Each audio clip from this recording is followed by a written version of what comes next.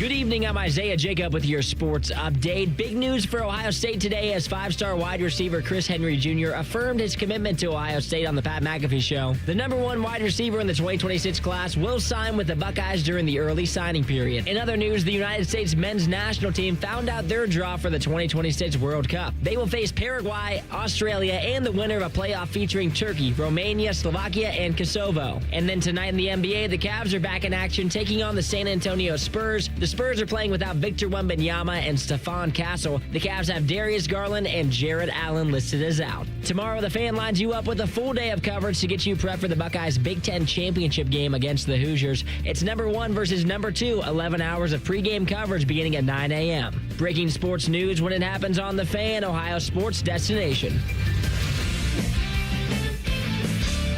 Bring it up for Ohio State. You've waited all day for this. Don't let that team stand in the way. He's going to take it to the house. 85 yards. Down the right side going Devin Smith. Got it at the 5 and into the end zone. Touchdown. The one show that's nothing but the Buckeyes. Oh, Brad Rucker for the touchdown. Kraft shoots it high on the right for 3.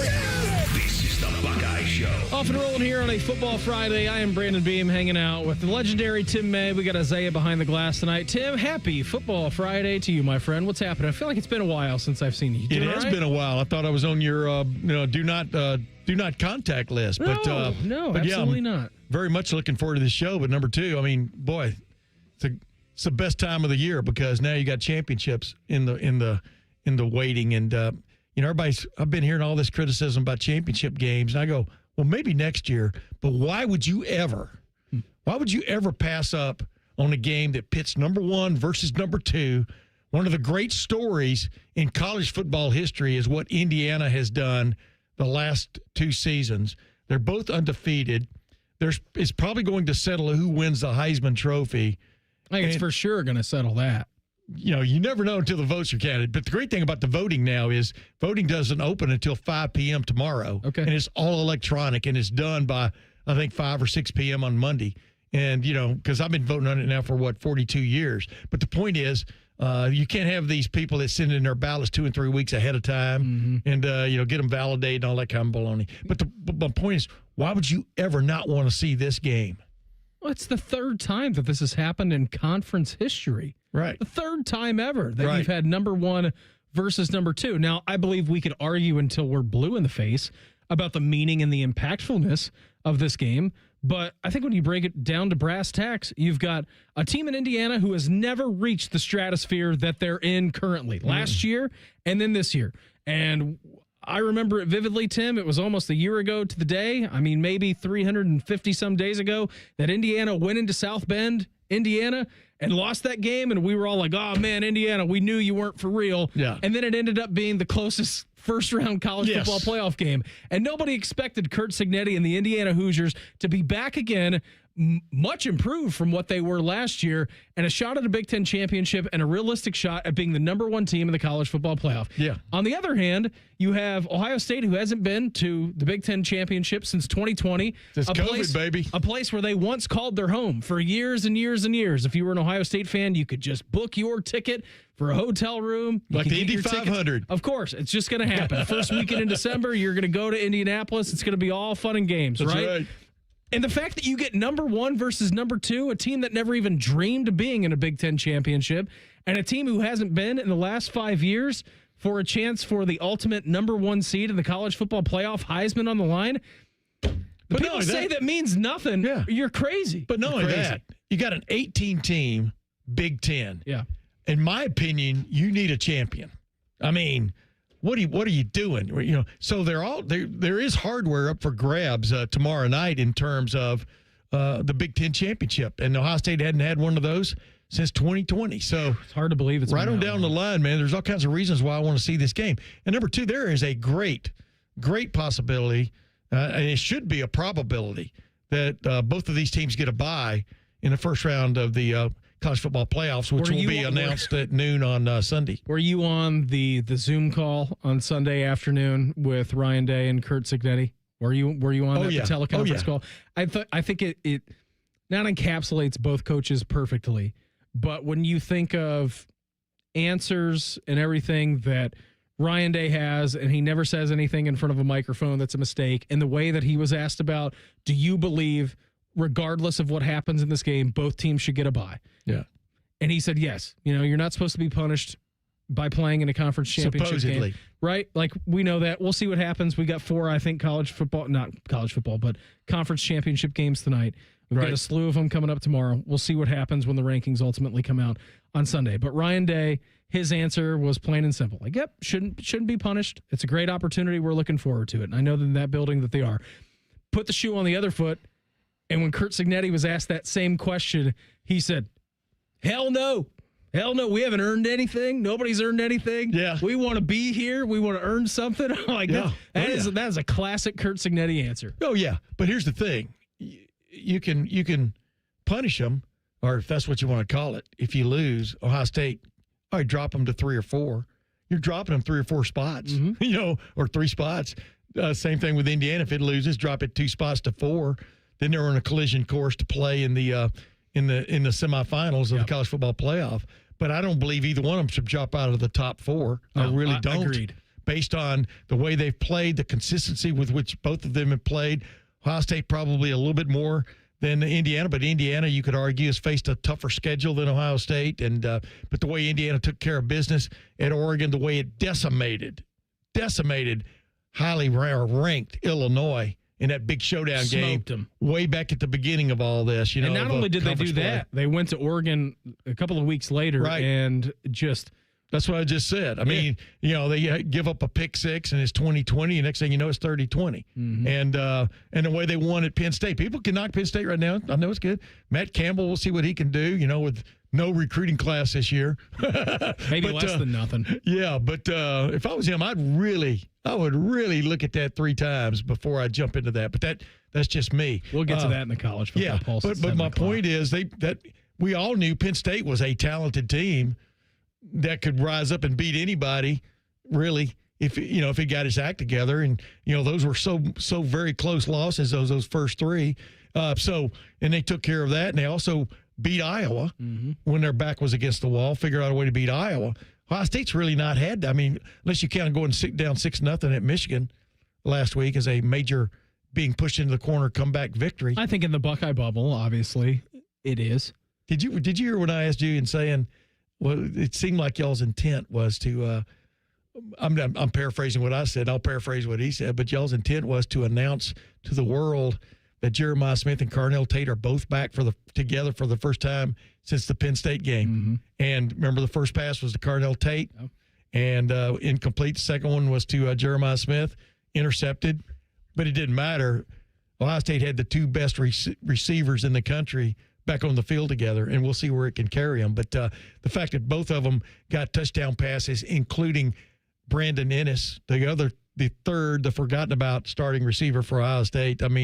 That was a major sound the trumpets moment for Ohio State in this offense. Absolutely it was, right? And you have to think about everything that has gone on the last 4 years. With that game, it seemed to get over the hump. So you're kind of floating into this weekend. We got a great show lined up for you here tonight. We're going to hear from Ryan Day coming up here in our next segment around 6:17. All kinds of talk about what's going on with his program. What is he expecting from Indiana? 6:30. We'll have beers and Buckeyes with our guy Patrick Murphy. Chris Henry in the house too. Yes, we'll do that here in a second. 6:46. We'll do our Power 5. Power 5 favorite moments at the college football regular season. Could be anything. It could be a game. It could be a moment. Whatever you want to do. 6:46. We're going to do that at 7 o'clock. We'll get into the college football pulse, all kinds of stuff. You'll hear from some Buckeyes coming up here at 7:17. Mick Walker of Letterman Row, he's going to join us. We'll talk about some Buckeye recruiting. The big news of the day, though, Tim, this was a little bit earlier. This was on the Pat McAfee show. Brian Hartline left Wednesday. We can get your opinion on it here in a second, but this was Chris Henry today going on national TV announcing his commitment and where he's going to spend the next couple of years. Ultimately, I've been committed to the Buckeyes for a long time, and with Coach Hartline leaving, it really impacted my recruitment heavily, and I really just had to take time to step back and really reevaluate everything, but just sit with my family and taking time to think about it. Ultimately, I'll be committed and staying committed to the Ohio State University. I just feel like they're the right fit for me, and I made my decision a couple of years ago, and it was for the right choice. And, it was my time, just taking time to think about it and just, step back. Even though Heartline did leave, Ohio State is, always been in my heart since I committed. So, I'll be staying home at the Ohio State. Congrats. It's been a wild 48 hours, not only for the Chris Henry commitment, but for the Brian Hartline news. You're trying to get ready for a Big Ten championship game and pending playoffs. It's been crazy here, Tim. Yeah, being a head coach in modern college football. I mean, Ryan Day, I keep telling everybody, he's the prototypical man. You've got to wake up every day thinking you're going to have to roll with some kind of punch, and that's a good punch for Brian Hartline. But the thing is, I mean, you don't ever give up on a guy.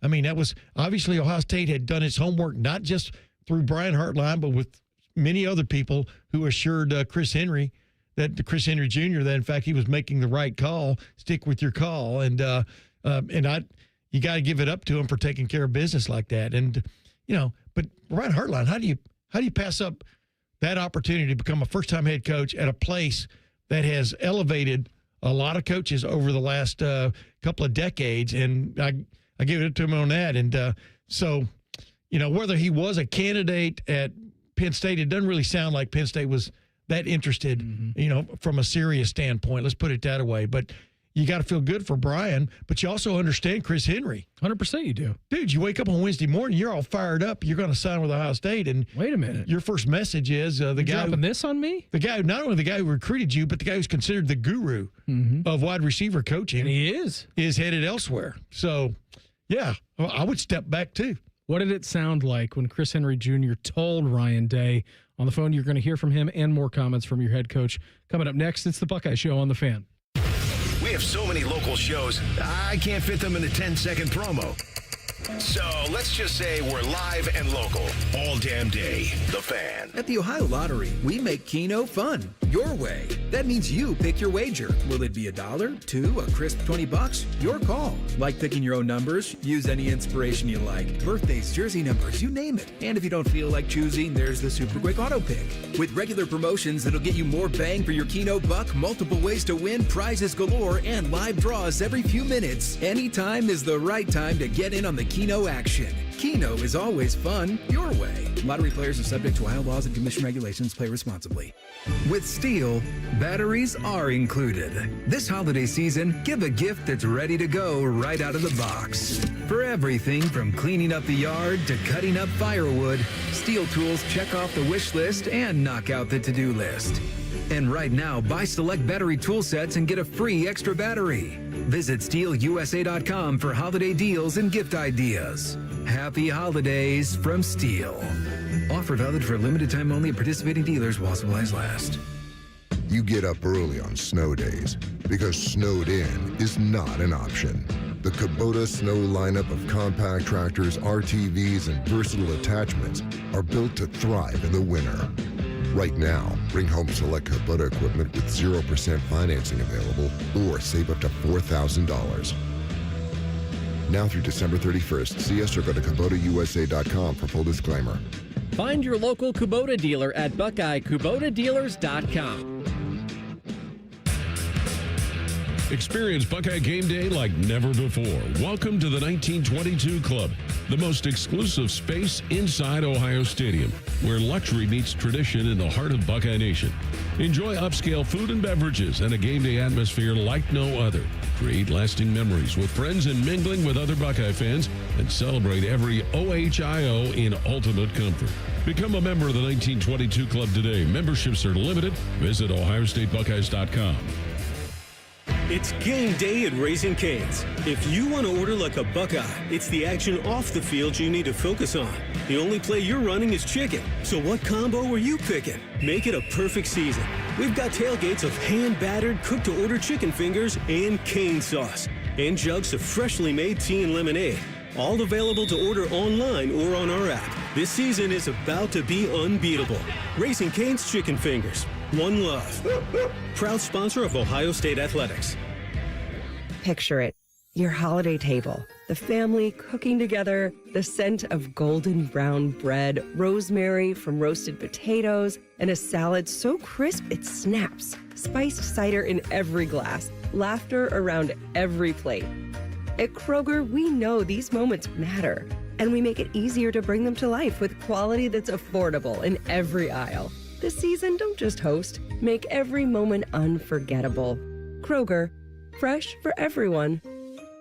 It's playoff time. Who will the Buckeyes play? Where will they play? Let's find out together. Join Tom Taberi, Timmy Hall, Nicole Sharon, and Dean Sanzenbacher for Chasing the Championship. Sunday at noon on 10 TV Plus and the Fans YouTube. Go behind the scenes of one of the most recognizable landmarks in all of college athletics with a tour of Ohio Stadium presented by Experience Columbus. A seasoned redcoat will be your guide as you make your way through walls of the stadium, into the press box, and onto the field. Upgrade to the VIP package and get special access to the band center and the Ohio State home locker room. From corporate outings and school groups to single-person tours and small families, Ohio Stadium Tours offer a variety of options and pricing. For more information, visit ohiostatebuckeyes.com and book your tour. Ohio Stadium Tours, presented by Experience Columbus. There's one medical team in Central Ohio skilled enough to care for your favorite Ohio State team, and Buckeyes everywhere. The Ohio State University Wexner Medical Center is your choice for the most highly specialized orthopedic and sports medicine care. Our surgeons, physicians, and physical therapists have access to the most advanced treatments and innovative recovery approaches to get you back in your game. Because on or off the field, our team is your team. The choice for your orthopedic care is clear. Fan weather. From the Logan AC and Heat Services Weather Center. Into Central Ohio, I'm 10 Weather Impact meteorologist Michael Behrens with your latest forecast. We're looking at cloudy skies that stick around as we head through this evening and into the weekend. Temperatures out there will be down into the low 20s and upper teens tonight. Look for a high in the mid-30s Saturday, a few flurries possible. That pattern continues on Sunday. Flurries and some sprinkles in the cards. We'll be back to colder weather by next Monday. That's your latest 10 Weather Impact forecast. I'm meteorologist Michael Behrens on 97.1 The Fan. Ryan Day's favorite radio show. Probably. Maybe. You're listening to The Buckeye Show.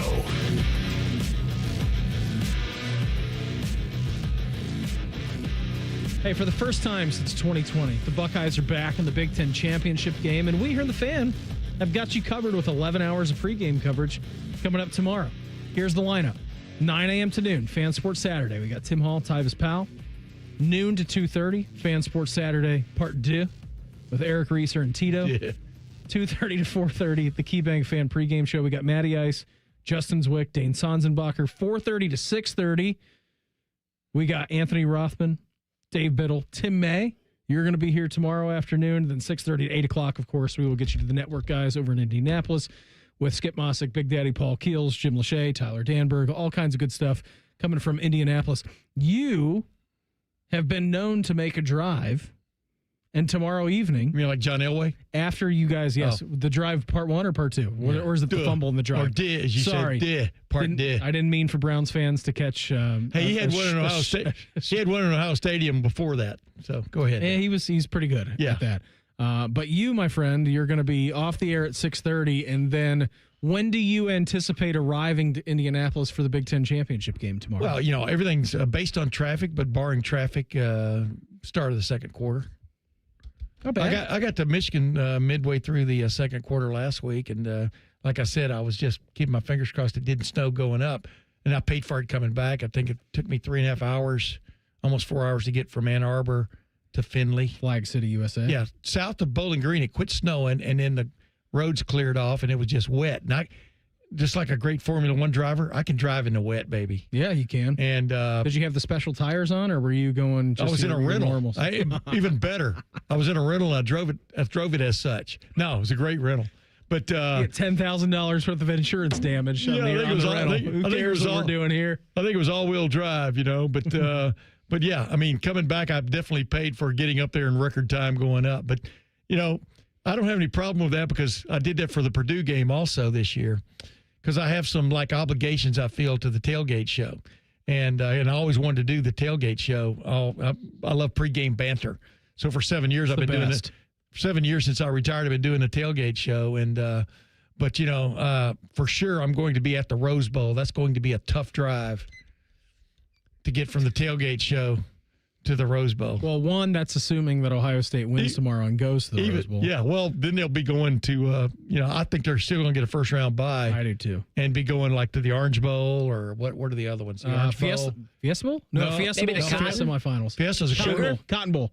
Fiesta's a quarterfinal. And then the Peach Bowl is the other, like, first-round bye game, technically. The one's not on campus. Right. But I believe whoever wins the SEC championship tomorrow gets to stake the claim on the Peach Bowl. Yeah. Well, yeah, if they're one of the top 4 teams. Yeah, so we'll see what happens. All kinds of good stuff coming up here.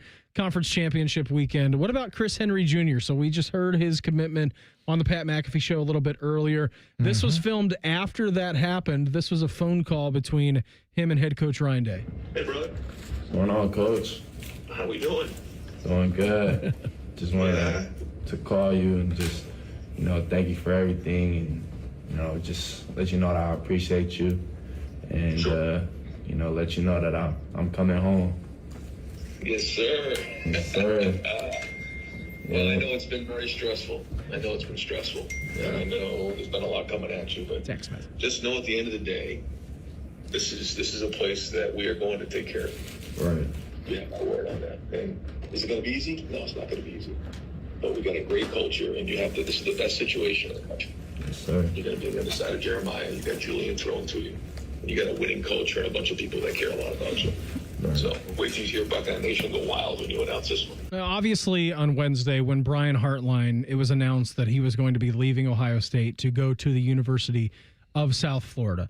I don't think anybody in the world blamed Chris Henry for saying, hey, I need to pump the brakes a little bit. All right, I was committed to a guy who has put, I don't even know the number of first-round wide receivers, All-Americans, whatever that number may be. But we know that the list is illustrious. Yes. Right? We know that. If you want to take a couple of days to just reevaluate your decision, okay, no problem. And then it comes out yesterday that, all right, Oregon has made an offer, Texas has made an offer, USC has made an offer. I don't know what the monetary actual value was, but it was somewhere in the neighborhood of $2-something million annually for Chris Henry Jr., right? And then you get the news probably about, 10, 11 o'clock today that I'm going to go on national TV. I'm going to go on the Pat McAfee show. I'm going to make my decision. Like, what's that going to be like? And in the back of my mind, I'm like, well, he might commit to West Virginia where his dad went. Like, Pat McAfee, obviously a West Virginia alum, had a great relationship with him. And then he comes out and he announces that he's going to Ohio State. But I think what you heard in that phone call from Ryan Day and the culture and everything that has gone on here, and you have been here long enough, Tim, to know that when an assistant leaves or coordinator leaves, and it's not only just for players, it is next man up mentality, and Chris Henry Jr. felt more comfortable with Ohio State than he did anywhere else in the country. He'd already made up his mind he was going to Ohio State, so in his mind he had crossed all those hurdles, but all of a sudden you throw in there the fact his position coach, basically the most renowned wide receiver coach currently in major college football, was, of course he was leaving. Of course he stepped back. It's almost like it's almost like the surrogate father you're going to be dealing with for 3 years that you've gotten accustomed to, and you're really looking forward to being under his guidance is gone. And so of course he steps back. With that said, I know everybody's going to talk about whatever the money is. Who knows what the money is coming from Ohio State from the standpoint of the revenue sharing aspect of it, and then NIL. But Ryan Day continually has made this point that, and whether you believe it or not, hey, that's your conjecture. But it's about a lot more than just the money. I mean, the family atmosphere, for one of the term, the development aspect of things, of being under Mickey Morati's guidance for 3 years, just right off the band of brothers feel that they definitely have in that building is crazy. And Ohio State, by the way, it's been my heartfelt belief that Ohio State was not the top spender in the NIL realm even last year. But they're the only ones that let you know what was up. Yeah. Guarantee you Texas spent more than $20 million or whatever the number you want to throw out there, right on down the line. So, but I think the interesting part in the NIL space with Ohio State, and they've been doing this for it's not a long time since the NIL has been around, but we saw Texas A&M when NIL first came around, Tim. Oh, yeah. That they're spending and they're putting out dollar amounts like we're the highest spenders.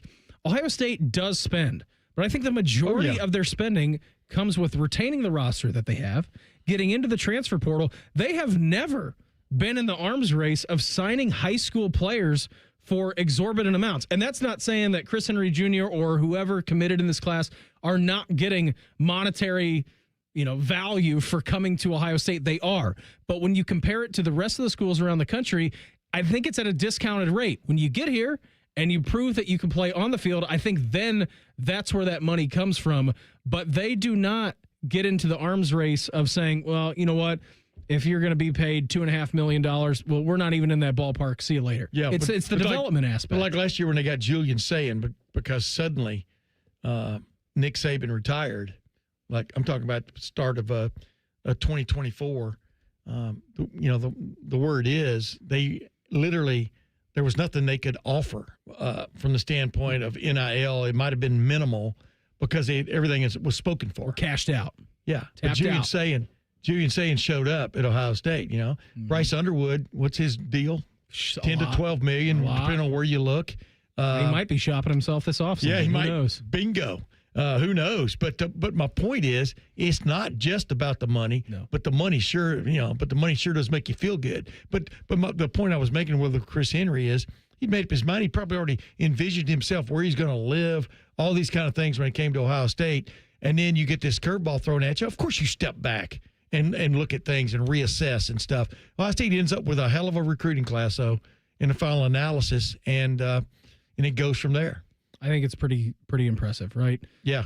With what they're doing on the recruiting trail. And mind you, like, Ryan Day, Ohio State's dealing with this. Brian Hartline is dealing with this, too. Like, he's got an entire program that he's going to be responsible for. He's been in the Woody all week, and we had Joshua Perry on Wednesday and said that, all of a sudden – when Tom Herman decided that he was going to leave Ohio State during the 2014 national title run, it was 6A to 6P was spent on the Buckeyes. Correct. And game planning for what's coming up. And the rest of the day, until he went to sleep, was spending on what the University of Houston need to do to be accomplished. And so Brian Hartline's in that same situation.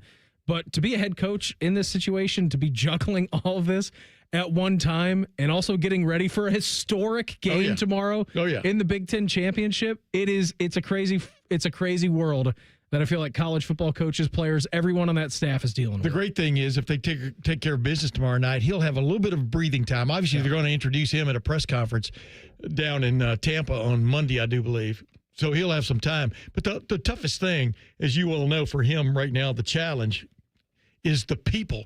You can be the greatest, smartest, whatever head coach in history in your mind, but you got to surround yourself with the right people in terms of assistant coaches, support personnel. Mark Pantoni and Mickey Marotti coming with Urban Meyer from Florida after Urban Meyer had been away for a year. That was huge. They're both still there. They're both at the core of what Ohio State is getting done these days. And came over with them too. Right. But then you got to get players and you got to be proactive in the NIL world in some form or fashion. And you've got to, the revenue sharing thing is a real deal. You got to see what your school can afford up to the $20.5 million mark and see where you can go from there. So there are all these things that a head coach really didn't have to do back in the good old days that he must grasp quickly. Yeah, for sure. Right. And I think everybody here is rooting for him.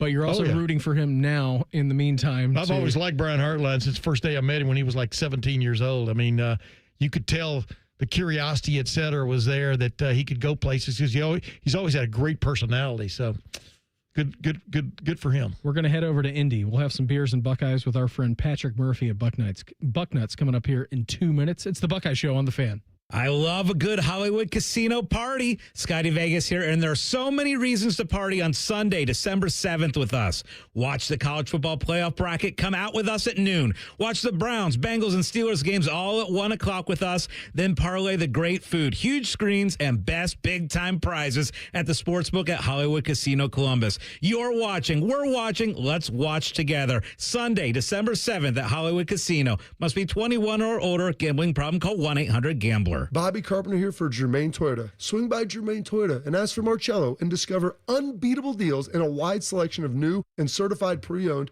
Toyota vehicles.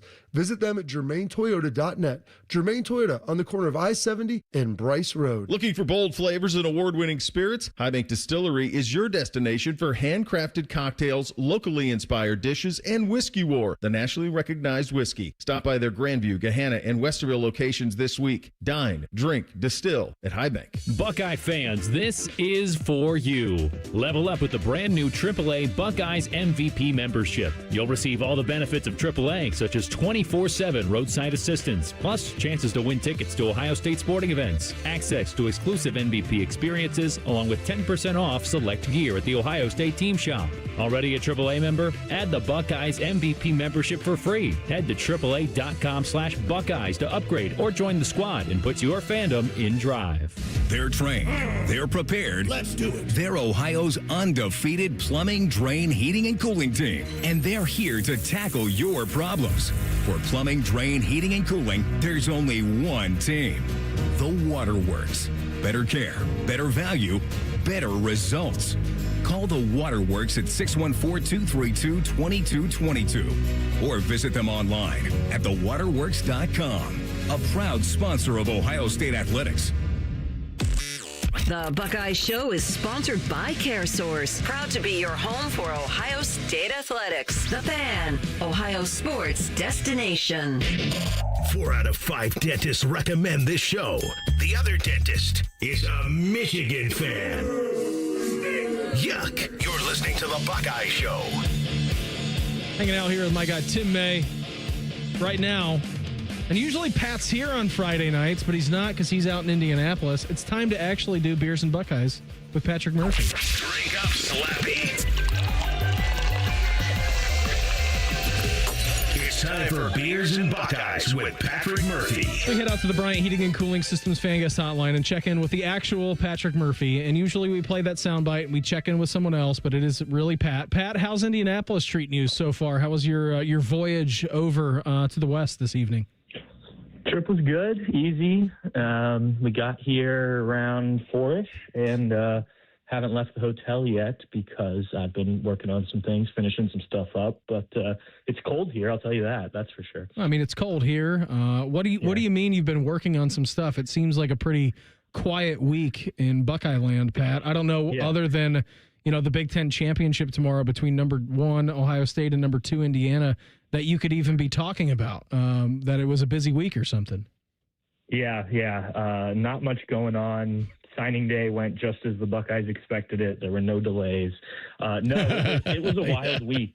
Not only, the Chris Henry Jr. stuff, obviously, you've seen that before, right? Guys delay. I mean, we saw it even with Jeremiah Smith, maybe not quite as far out a couple days, but you look at this Legend Day stuff that's going on with him signing with Tennessee, and now talk about wanting to get out of his paperwork and stuff.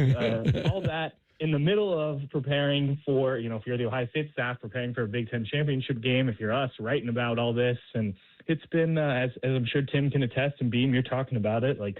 It's been one of the wilder weeks I can remember in some time, and for this program. Yeah, and what's amazing, Pat, and you know this. I mean, the major signing day now. Everybody keeps calling it the early signing period. This is the signing period. You pick up stragglers. Well, for Penn State, February will be the major signing period. But you pick up stragglers in February, or guys maybe to fill in the blanks a little bit. But it is amazing. Like the Legend Bay thing is interesting. That's why you don't knee-jerk, man. I give it up to Chris Henry. I absolutely don't fault him at all for stepping back and reassessing, But he also didn't step back and go, I'm going to Oregon. I mean, he stepped back and really weighed everything and came back to where he felt best, where he had made his decision in the first place. And so the Legend Bay thing is quite interesting, right? I mean, there may be a loophole there. Who knows?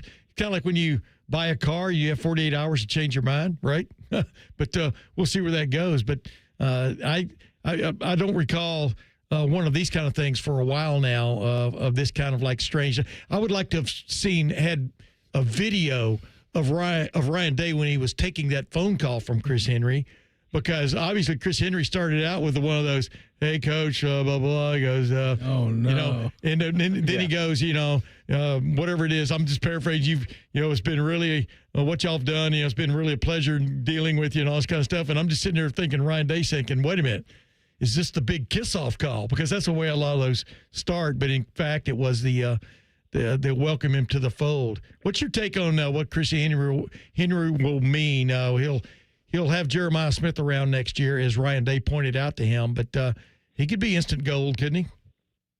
Yeah, I think so. I think back to a couple of years ago before Jeremiah Smith's freshman year, and I was like, let's wait and see on freshmen. Yeah. We've seen Garrett Wilson come on late, Chris Olave come on late, but like freshmen aren't going to make a huge impact. Well, boy, was I wrong.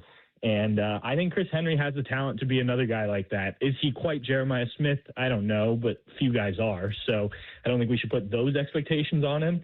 But he's as talented as they come. There's a reason this was the biggest story. I mean, our national guys at 24/7 Sports were covering it. I saw national guys at other outlets. Like, there's a reason, because Chris Henry is that good. And so, if he can come in and adjust to the college game physically, I think he could be a guy who can step on the field right away and make an impact. Otherwise, I don't think you see this back and forth and as many teams. I think it ended up being several teams had gotten in the mix, or at least thrown their hat in there to try when they saw the opportunity. And you don't do that for just a regular receiver. This guy's special. Yeah, throwing their money bags in there, so to speak. I think it'd be more graphic. It is interesting. I'm just I just look at this receiver core now, though it didn't turn out to be as decimated as we thought it would be a 3 days ago, right? No, I think they are in good shape. They did lose one to USC that they would have liked to keep in Caden Dixon-Wyatt, but those things happen. You lost a guy last year too, and other schools have opportunities and whatnot. So I think that it's worked out about as well as you could ask. I think even the guys that maybe aren't the 5 stars, if you talk to Brian Hartline or some of the coaches about him, they're pretty excited about what they can do and the development that these guys can make. So I think, is it a class of 3 top 10 wide receivers like we've seen in the past? No, but I think there's a really solid group here. And the fact that you have Chris Henry and Jaquaden Guilford at the top of that, just shows that, look, Brian Hartline is important. And obviously these guys will have to be developed by whoever takes over. But, as Ryan Day said this week, like, the program is bigger than any one person, and I think that was the message to these guys with the sudden news about Brian Hartline. He is Patrick Murphy at Bucknuts with us here on the Bryant Heating and Cooling Systems Fan Guest Hotline. Let's stay right there, Pat, because I think it was a very good point that you made, and Tim and I were talking about it last segment. I think he was alluding to it. Like, no one blamed Chris Henry Jr. for stepping back when Brian Hartline announced that he was going to go to South Florida. I mean, I think every, right-minded 17-year-old, 18-year-old kid, like, it's fine, like, because we know what Brian Hartline can do at the receiver position and what he has been for developing these guys, and we've obviously seen it through the years here at Ohio State. But for Ohio State ultimately to come away at the end in the NIL era when they're probably not paying as much as Oregon or a USC offered or a Texas at the end of the day, I do think it speaks more about the culture in this room. Not to say that those other cultures are bad, but I do think it speaks a lot about what you have going on here, that you can lose Brian Hartline and still retain these top level players.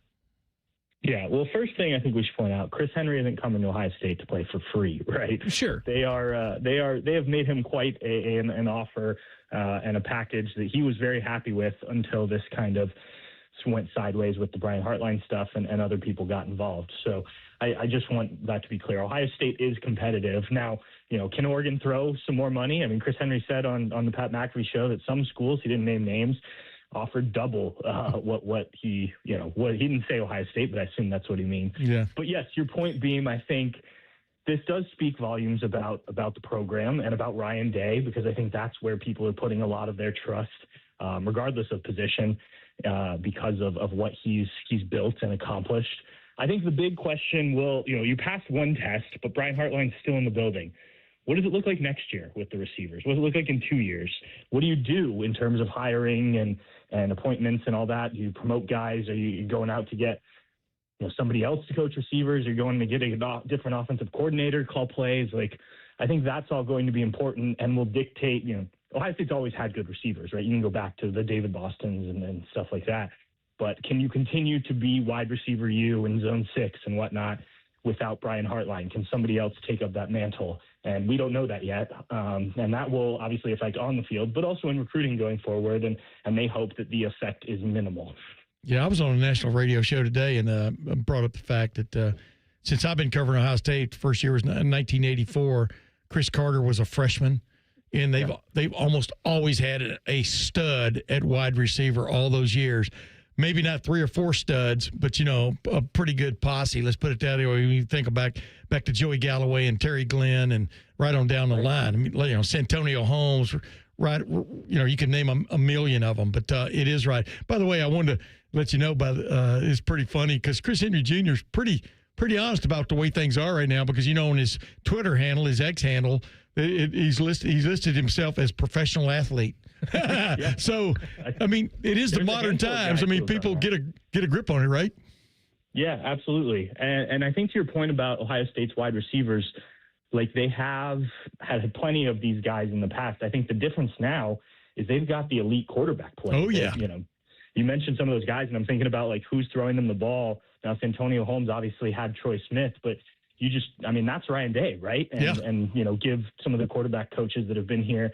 But he's the one who's brought that along. And to my point earlier, like this program is his program. We know that now. It's not like Urban Meyer's hanging over it or anything. And obviously the success of last year has only bolstered what he can do. But if you can keep bringing in elite quarterbacks, good receivers are going to come, right? Yeah. Maybe you don't get as many of them because of Brian Hartline or that they're not the best of the best. But guys want to play with quarterbacks who are going to throw them the ball, right? And so I think you're in a good spot there as long as you have Ryan Day, and I don't see him going anywhere anytime soon. Pat, what are you expecting tomorrow out of the Buckeyes and the Hoosiers as number 1 and number 2 take on each other for a historic Big Ten championship game? Yeah, I think this is going to be a fun one. I really do. I think, if you're just a neutral watching this game, I think it's probably going to be more entertaining than a lot of Big Ten championship games in the past, just because I think both these teams, really good offenses, really good defenses. I'm interested to see if the Buckeyes crank it up in terms of playing faster and whatnot. Me too, man. Me too. Yeah, you're now in the postseason, right? And we saw it last year to some degree, and we saw it a little bit against Michigan. We've seen it periodically throughout the season, but now you don't have a ton to lose. And this isn't a win-or-go-home game, but Indiana hasn't seen you play with a lot of pace, a lot of tempo this year. Could that be a wrinkle that they throw to, make this game even more exciting and really make it a bit of a track meet and then still rely on your defense? Obviously, you don't want to put them in bad positions, but, to rely on that defense to slow down what is a really good Indiana offense. So I'm excited. I think it's going to be fun. Some of these games we've covered in the past, even going in, we're like, well, it's Northwestern. They won the division. Yeah. Did they deserve to actually be in the title game? Probably not. Indiana definitely deserves to be here, and I think they're going to make it interesting. The last time that you went to this game in 2020, the Big Ten actually had to step in and say, Indiana, we're not taking you. We're taking Ohio State, which was pretty wild given the time. Pat, always appreciate the time. Thanks for hopping on. Have a great night in Indy. Enjoy the game tomorrow, and we'll check in again next week, all right? All right. See you guys. Thanks. There he goes. Patrick Murphy of Bucknuts with us here on the Bryant Heating and Cooling Systems Fan Guest Hotline. Power 5 favorite moments of the college football regular season coming at you next. It's the Buckeye Show on The Fan. The only workplace in America to participate in the Doorknob Fart Game. And we also play office basketball and sometimes do radio. The Fan, Ohio sports destination. While we know Central Ohio has the best football team, did you know we have the best credit union too? It's easy to fall for CME, Ohio's #1 credit union, recognized nationally and statewide by Forbes and rooted right here in Central Ohio. CME Federal Credit Union, bank with the best. Membership eligibility required. Federally insured by NCUA. Equal housing lender. Visit CMEFCU.org. At Great Lakes Hyundai, the savings are so good. You know the savings are so good. You know the savings are so good. Great cars, great deals, Great Lakes Hyundai. The savings are so good. You know the savings are so good. You know the savings are so good. Great Lakes Hyundai of Dublin. You know the savings are so good. Great Lakes Hyundai of Columbus. Good. GLakesHyundai.com. Hey Columbus, it's Lorenzo Stiles Jr., Ohio State student athlete. It's football season, and just like on the field, success starts with the right game plan and the right team. That's why I'm proud to team up with Monogram Homes. They're the true custom home builder, bringing precision, creativity, and attention to every detail, just like we do on Saturdays. If you're ready to build, don't settle for standard. Go custom. Go Monogram. Visit monogramhomes.net to start building today. Monogram Homes, a builder you can trust. Feeling stuck on your own 10-yard line in the career game? Maybe it's time to just go for IT. My Computer Career has the game plan to score a rewarding new IT career in months. Whether you're a rookie, a breakout career changer, or a military veteran ready to serve. Why spend years chasing a college degree when you can fast-track your future in IT starting now? Take your mark, get set, go for IT. Take the free career evaluation at mycomputercareer.edu today. Financial aid is available to those who qualify, including VA benefits. Experience Buckeye game day like never before. Welcome to the 1922 Club, the most exclusive space inside Ohio Stadium, where luxury meets tradition in the heart of Buckeye Nation. Enjoy upscale food and beverages and a game day atmosphere like no other. Create lasting memories with friends and mingling with other Buckeye fans, and celebrate every OHIO in ultimate comfort. Become a member of the 1922 Club today. Memberships are limited. Visit OhioStateBuckeyes.com. Toyota-thon is on, and there's no better way to get in the spirit of the season than with a new Toyota. Now through January 5th, get 4.75 APR financing on any remaining new 25 RAV4 or RAV4 Hybrid. Or lease a new gas-powered RAV4 LE for $279 a month for 39 months with $39.99 due at signing. With approved credit through TFS, tax, title, and license extra. Call 1-888-36-TOYOTA for details or go to toyota.com. Toyota, let's go places. New creamy parm pizzas are now at Donato's. A decadent new sauce on 2 delicious new pizzas. Try the crave-worthy chicken veggie parm with roasted chicken, fresh veggies, and that rich creamy parm base. Or the savory bacon spinach parm, where smoky bacon meets fresh spinach for parm pizza perfection. Craving something different? Create your own creamy parm pizza today. Donato's. Gotta love more.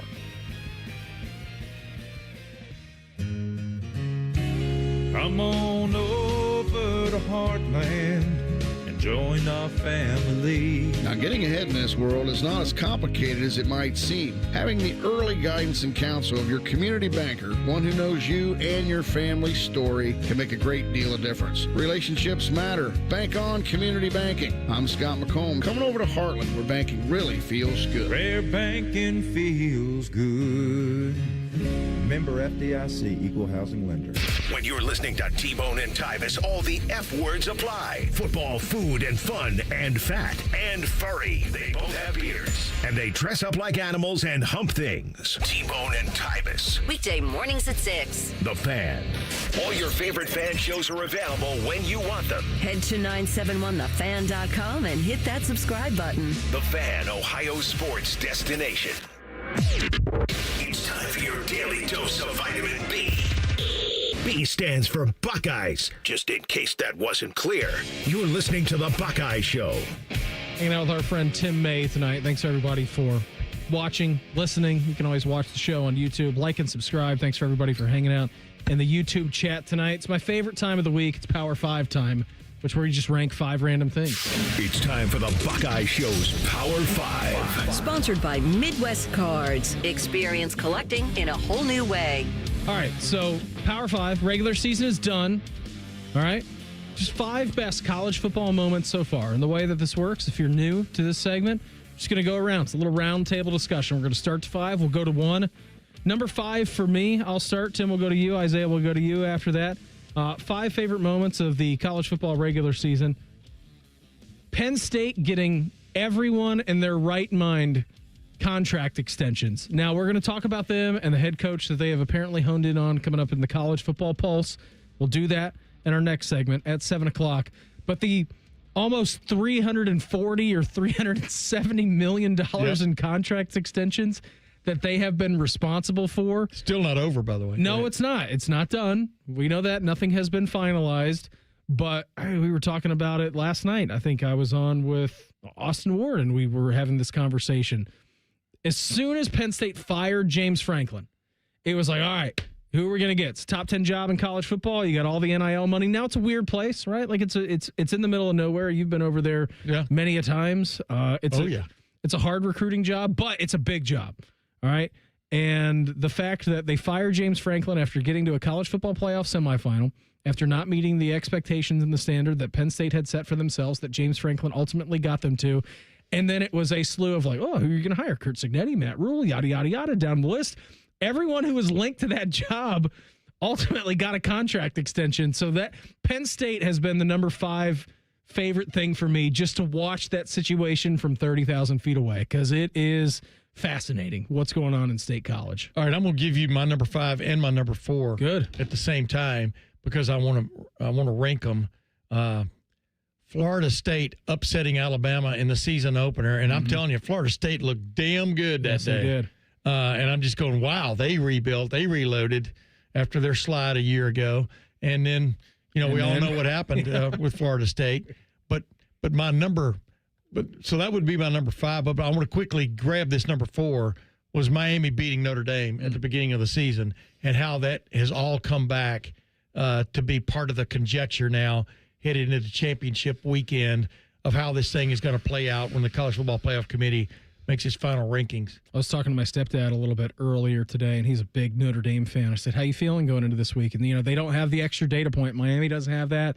Notre Dame doesn't have that. He's like, I thought last week, I stayed up till 2 o'clock in the morning watching Notre Dame against Stanford. Jeremiah Love thought he was going to win the Heisman. Now you're telling me they might be out of the college football playoff. I'm like, you got to win your games when you can, man. And you lost the 2 most important games. Amen. You won 10 in a row. Who knows what's going to happen on Sunday at noon? But yes, they did beat USC. They did beat Navy, of course, and they beat Pittsburgh, who was ranked. And Pittsburgh, that's true. But also the team that you're going directly against as to who might get into the playoff, you lost to them straight up. The committee's already spoken to a certain extent, dropping them to 10 this week. I mean, they're it's like one of those planes you skydive out of, and they are literally standing in the door. Yeah, I would know nothing about that, but I've seen it on TV many a times. Isaiah, what do you got? Mine goes back to the beginning of the season as well, and this is something I wish was a bigger storyline, but it ended up kind of falling to pieces, was Johnny Mateer. In the beginning of the season, he was leading the Heisman hopeful, and I was loving watching him play, and then he had the wrist injury, and it kind of set him back, but the first couple of weeks, he was kind of taking college football by storm, and I was loving some John Mateer. Yeah, wrist up, right? I know that you're a big Shador guy. We'll see what he can do in the playoffs. Number 4 for me, it's the emergence and staying power of Indiana. I think last year, you look at them, terrific season, best in school history. Not only did they equalize what they did last year, they have overcome that and done more. And so I think just the staying power of Kurt Cignetti and everything that he said in that press conference at Assembly Hall, Purdue sucks. So does Ohio State, Notre Dame. We're all laughing at him at the time. Not really Trussell-like, but sort of like it. But, that guy has got all the confidence in the world. Love him, hate him, whatever. At least you watched, and Indiana is here to stay, man. So that's number 4 for me, the emergence and staying power of Kurt Cignetti and the Indiana Hoosiers. You already gave my number 4, so I'll just pass. All right, Isaiah, to you. Mine is the Washington game, and this one was a big one for me a long time ago because it was kind of the point in the season where we didn't know, what was dominant about the Buckeyes. What is the offense? What is the defense? And we heard a lot that week about how good Washington's offense was. Yep. And then that was the first game that I was like, holy moly, Arvell Reese is the real deal. Because I saw Damon Williams, who was a scrambling quarterback. He looks like Kyler sometimes out there. And I watched him track him down to the sideline. Yep. And that's when I really thought this OSU defense is going to be a problem. So that was one of the more fun games and one of the more competitive games we had throughout the entire season. So I like that one a lot. Did you ever play that game Mousetrap? You know what I'm talking about, where you would build this mousetrap. The marble, yep. And it finally would fall down. Yeah. Well, that was the first true game where you saw the word cage really come into vogue this season, of caging Damon Williams, not letting him get outside, making him stay in the tackle pocket is what I call it. And even when from he got this out, defense, Arvell Reese was there. Oh, yeah, but I'm just saying, they kept him, they made him go where they wanted him to go. So I had never heard the word caged used that much before until this year, and I challenged a couple of the players about it because Caged him in. Yeah, but I'm talking about the cage you can put around a quarterback with your defensive front. It was pretty remarkable. Number 3 for me, favorite moments of the college football regular season. It's got to be the Lane Kiffin saga, right? I mean, that's crazy. You got a team that's in the college football playoff, and that might be number 1, actually. Yeah, it's insane, absolutely insane. But that whole saga from when the LSU job opened to him actually taking it to Marty McFly on the runway and at the airport in Ole Miss. Shout out to our guy Marty from ESPN. Does a fantastic job in his story that came along with he it. got the interview, man. Yes, he did. He did get the interview. So shout out to him. But the Lane Kiffin saga is it's madness. Yeah. That's number 3 for me. I've got a million we could name, but we've got 2 minutes to go. Okay. I won't. Yeah. But I got to see Alabama up close and personal. I went down to the Alabama-South Carolina game. I've never been to in Williams-Brice Stadium down here. What an atmosphere or whatever. This is a mediocre South Carolina team that could have beaten Alabama. And that was when my eyes were truly open. My baby brother. And Texas A&M. My baby brother, Tony, who's going to be 68, he was very nervous. He has Alabama regalia on. I got over that a long time ago. But Alabama needed some breaks, forced a couple. But Ty Simpson, I vote in the Heisman Trophy for the Heisman Trophy, and I saw him live. And I'm telling you, he's a nice little quarterback. He's not Julian Saying. And so that's one of my moments, an epiphany, or for one of another term. Isaiah? So my number 2 and number 3 are combined. The number 2 moment was the Texas game. I loved the build up the very first week of the season. And my number 3 moment, this one's probably forgot about, but it was in the beginning of the Texas game when Lee Corso retired. Yeah, that was a huge moment. And we think of it feels like forever ago, but that just made that game so incredible. And so I had to throw Lee in there at 3, and then the Texas game as a whole was number 2. That kind of reminded me of the first Super Bowl. It wasn't a Super Bowl then, but were both networks broadcasted? They were. That's what they did with Lee Corso's retirement going out party. That was pretty sweet. And those people hate each other too at those networks. Oh yeah. They don't like each other. Oh yeah. At all. Yeah, I'll throw that into my number 2 as well. The Texas game, pomp and circumstance and off-season talk, Heisman Trophy and national champions and all that. But the Texas game was by far and away. It's number 2. My number 2, real quick, it wasn't Arch Manning falling flat on his face in that game because anything could happen. It was all the people that told you he was going to be the greatest quarterback of all time, them falling on their face. That's what I enjoyed watching. Number 1 for me, most enjoyable or favorite moment of the college football regular season. It's got to be what happened last week in Ann Arbor. It's got to be the Michigan game for me. Personally, it is the Buckeye show. It had been a long time. It's really the only hump that Ryan Day hadn't navigated in the last couple of years. He won a national championship. All the talk was, well, what means more to you, winning against Michigan or winning a national championship? And you've done both in the span of the last year, so that's got to be number 1 for me, Tim. Specifically in that game, the touchdown pass to Carnell Tate was the dagger, in bullfighting where they set the bull up, and then finally the guy comes in with a sword. Boom. And it's over. Right under the shoulder blade. That was a moment. Of course, the 4th and 5 pass to Jeremiah Smith is rivaling it. So it'd be my 1A and 1B because those were big-time plays right when you needed them. Isaiah? Yeah, and seeing Julian throw that pick, and then you think, is it happening again? And then the Buckeyes just came back, and it was like, Michigan can't score a touchdown. I think the game's over. Yeah, it was very reminiscent, the first 5 minutes of what had happened in years past. But you know what? They moved upon it. Thanks, everybody. You can let us know your top 5 favorite moments in the college football regular season. Just go on the YouTube page. Hop in the chat. Thanks for everybody for hanging out with us tonight. Penn State, they might actually finally have their coach, unless another multi-billion-dollar industry gets involved. But who knows? We'll do that in the College Football Pulse coming up next. It's the Buckeye Show on The Fan. We test marketed naming the show A Guy and His Butlers. Oh, that is very touching. But we thought Bishop and Friends had a better ring to it. Weekday mornings at 9. The Fan. Did you know Byers Airport Subaru is the oldest Subaru retailer in the entire country? And just like a veteran quarterback, we've been delivering winning drives for generations right here by the airport. At Byers, we treat every customer like part of the team because that's what keeps us in the game season after season. From tailgates to road trips, we've got the perfect Subaru to get you there. Kick off your next adventure at columbussubaru.com or visit us by the airport. Byers Auto, driving the next generation of buyers. Do you hate holiday pictures because of your teeth? What if a brand new smile was possible? No matter what the current state of your mouth. Welcome to Runyon Dental Group, home of the Implant and Smile Center, where gorgeous, healthy smiles become a reality. At Runyon, we've built a team of some of the most highly trained arch and implant doctors in the entire nation. This isn't an ordinary dental practice. We believe that everyone can have a great smile. Including you, especially you. Your new smile is waiting at Runyon Dental Group. I love the neighborhood where I grew up, but it was tough. Ohio State National Championship quarterback and former CareSource kid, Cardale Jones. Football helped me find my direction, but I also needed the right support system. Seeing that CareSource heart around town, I just knew they had my back. That's the kind of difference they still make in neighborhoods like mine. This is so much more than health insurance. CareSource, today and always. Trusted. Visit caresource.com. The 2026 Buckeye Cruise for Cancer sets sail on the Silver Sea Silver Ray. It's an intimate ship with an even better experience. It's all-inclusive of beverages, shore excursions, taxes, and gratuities. Sail to bucket list ports like the Grand Turk, St. Martin, and St. Thomas. With Buckeye greats including Ryan Day, Bobby Carpenter, A.J. Hawk, the Boren Brothers, Ezekiel Elliott, Ryan Shazier, and more. Sailing from Fort Lauderdale, February 17th through the 24th.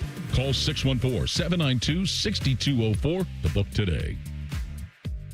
AgPro has been family owned and operated for over 64 years. We take pride in developing long-lasting relationships and offering first-class customer service. Need a new tractor, parts for your used equipment, or reliable service? AgPro has you covered. AgPro is here to serve you and your operation as your hometown dealer. Visit us today at any of our AgPro locations or go online to agproco.com to get started with your AgPro experience. Go behind the scenes of one of the most recognizable landmarks in all of college athletics with a tour of Ohio Stadium presented by Experience Columbus. A seasoned redcoat will be your guide as you make your way through walls of the stadium, into the press box, and onto the field. Upgrade to the VIP package and get special access to the band center and the Ohio State home locker room. From corporate outings and school groups to single-person tours and small families, Ohio Stadium tours offer a variety of options and pricing. For more information, visit ohiostatebuckeyes.com and book your tour. Ohio Stadium Tours, presented by Experience Columbus. Broadcasting from the Lindsay Honda Studios. Honda makes the cars, Lindsay makes the difference. Visit lindsayhonda.com. WBNS-FM, HD1 Columbus, The Fan. Good evening, I'm Isaiah Jacob with your sports update. Big news for Ohio State today as five-star wide receiver Chris Henry Jr. affirmed his commitment to Ohio State on the Pat McAfee Show. The number one wide receiver in the 2026 class will sign with the Buckeyes during the early signing period. In other news, the United States men's national team found out their draw for the 2026 World Cup. They will face Paraguay, Australia, and the winner of a playoff featuring Turkey, Romania, Slovakia, and Kosovo. And then tonight in the NBA, the Cavs are back in action, taking on the San Antonio Spurs. The Spurs are playing without Victor Wembanyama and Stephon Castle. The Cavs have Darius Garland and Jared Allen listed as out. Tomorrow, the Fan lines you up with a full day of coverage to get you prepped for the Buckeyes' Big Ten championship game against the Hoosiers. It's number 1 versus number 2, 11 hours of pregame coverage beginning at 9 a.m. Breaking sports news when it happens on the Fan, Ohio sports destination. The only radio show that bleeds scarlet and gray. This is the Buckeye Show. Hour number 2 with us. Thanks, everybody, for hanging out on this Friday. Coming up here at 7:30 this evening, we will check in Indianapolis live with Mick Walker of Letterman Row. Keep you up to date with everything that's going on in the Buckeyes with them, and, of course, everything that's going on in the recruiting world. And as Isaiah just mentioned there in the update, yes, it was a big day today because Chris Henry Jr. did officially announce that he was going to Ohio State. And I saw about 29 minutes ago, maybe 30, he officially put his national letter of intent into Ohio State. So he is officially now a Buckeye, Tim. Yeah, whatever they call that now. I don't even think they call it NIL anymore. NIL, it's very confusing. They're basically financial papers to a certain extent. Fax machines. Are we still using fax machines? What's going on there? I have no idea. I'll be honest with you, I have no idea. But I would think not. I would think that everything's email with DocuSign or something like that. I would hope so. I would hope that we're if not. you can buy a house with DocuSign, why can't you do it with? Why can't you get a football recruit? But yeah, what a big moment for Ohio State. Like I said, I would like to have had a camera on Ryan Day when Chris Henry gave him the final word, because I guarantee it was been a close buckle to what he did at the podium when Jeremiah Smith signed. That's an all-time Ryan Day moment. That's big news, though, man. I mean, Ryan, as much as anybody, understands it's the players, man, that make the difference. Getting really good players and coaching the hell out of them and developing them. Now you got something. And you heard Cignetti kind of alluding to that, this week in the press conference about they've not only got good players, but they've coached them up, so to speak. And the better they are, Woody Hayes said it best: you win with people. And so Ryan Day is following in those footsteps. That's for sure. Yeah, it's a big day for them, no doubt. It's time for the College Football Pulse on the Buckeye Show. Sponsored by Awaken 180 Weight Loss. Isaiah, I do believe we either have some news or we don't have some news about Penn State from earlier in the day. Yeah, it's like on the borderline. It feels like there's only moments away. I keep on checking and refreshing online to see if there's been any kind of updates. There is not. But right now, Penn State is apparently in the final stages of negotiations to make Matt Campbell its new coach. After more than 50 days on the search, the Nittany Lions, have they landed on their guy? I don't know how to feel about this yet. And again, we can talk about, winning the press conference and how this is a good hire, how that's a bad hire, and maybe it's not cultural fit. I mean, Matt Campbell, I feel like for years has been, rumored to be in the mix for an Ohio State job if it were to come open, right? Like it's always Matt Campbell. Almost every other job in the Big Ten, too. Matt Campbell. It's Matt Campbell. It's Matt Campbell. So if this is Penn State and they actually go out and get Matt Campbell, but it is fascinating to me, Tim, because of the way that maybe Penn State views themselves. Again, this is a team that got into the college football playoff semifinals last year. Now, we can argue about who they played on their road to the college football playoff semifinals, right? They still got there. Correct. And we could also argue about James Franklin's record in big games. Now, the undoing for James Franklin this year was his losses in bad games. There's nobody blaming you for losing a double overtime game to Oregon at home. At that time of the season, Oregon was great. They're a one-loss team. They're going to be in the college football playoff. And I don't know, man. That game just kind of added on the dominoes. It did. The big games. He hasn't been able to win there. That's correct. In the whiteout games. I mean, look at all the whiteout games they've lost. They have. They've lost a lot of them, as is tradition for James Franklin. But I do think him down at Virginia Tech is good. I think he's a culture builder. I think he's a program builder. Now, when it comes to Penn State, if you listen to Matt Campbell talk, and for whatever reason, I have an affinity for Matt Campbell. I think he's a very good college football coach. I think it's a incredibly tough place to go and win college football games at Iowa State, at the clip that he is. Yes. Anyways, but if you listen to Matt Campbell, he always talks about them trying to be the best version of himself. He never talks about, winning a conference championship. He never talks about winning a national championship. He never talks about the future goals of getting into the college football playoffs. If that's the same Matt Campbell that does that approach at Penn State with what has been going on there, and Penn State's obviously their idea of what they are and being a college football playoff superpower, it may be mixed messaging.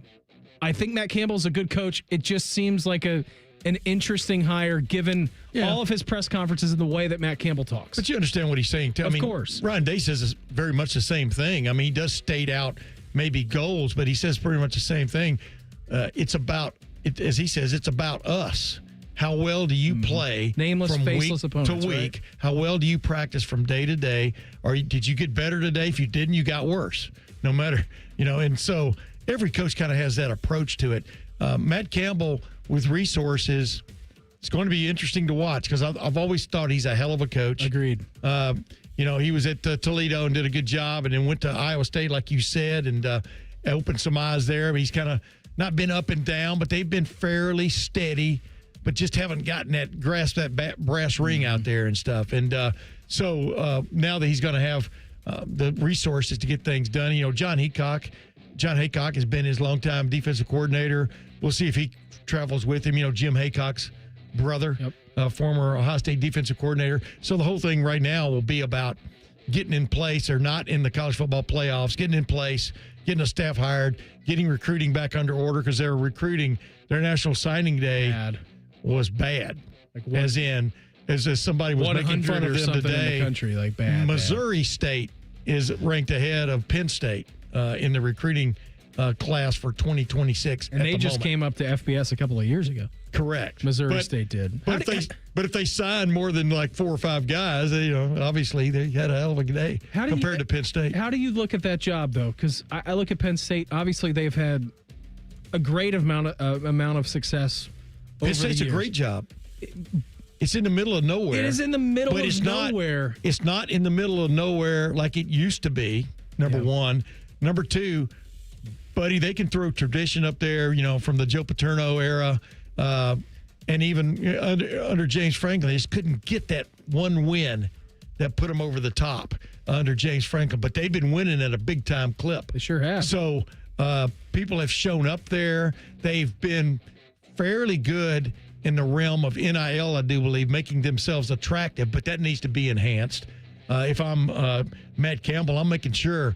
See, I'm going to make a lot of money as the new head coach at Penn State, but I want to know how much my top assistants are going to make, and I want to know what the NIL pool is looking like in terms of being able to lure big-time players, because right off the bat, they've got to make hay in this first transfer portal, the first one segment transfer portal that's coming up this January. Yeah, they have to, right? I mean, because you don't get to do it in the spring now. No, I guess, and I haven't looked at their schedule for next year, but they don't play Ohio State, so it'll be interesting year one. For Matt Campbell, again, nothing is official. It may take a turn like the Kalani Sitake situation. I don't know. Yeah, somebody pointed out on Twitter a while ago, they've removed his email address from his entry at Iowa State on the Iowa State website. Okay, so who knows? But he's still on the Iowa State website. if we're really just getting into the weeds there, who's been at least at this juncture of the season, Tim? Yeah, what's been the best hire for you? Because I said on the YouTube chat not long ago, I'm like, Michigan State, Pat Fitzgerald. That's a home run. I think if you're Sparty land. I absolutely agree. And then you saw. What Acrisure? Who's the guy, the owner or the founder of Acrisure? $400 million or bingo, $400 million into the football program for NIL, et cetera, at Michigan State. Dude, it all runs on green now. Don't they have the guy who owns the Phoenix Suns? It's like a private jet. It's like a private jet now. It all runs on green, not on jet fuel, and because that's green blowing out the rear end. But yeah, Pat Fitzgerald. I'm not going to get into the details of what was accused and what finally happened and what the rectification was of everything that went down there. But Pat Fitzgerald's a hell of a football coach. Yes, he is. And Jonathan Smith, golly, I thought he was going to be better than that. He just didn't seem like he was interested, in his years there.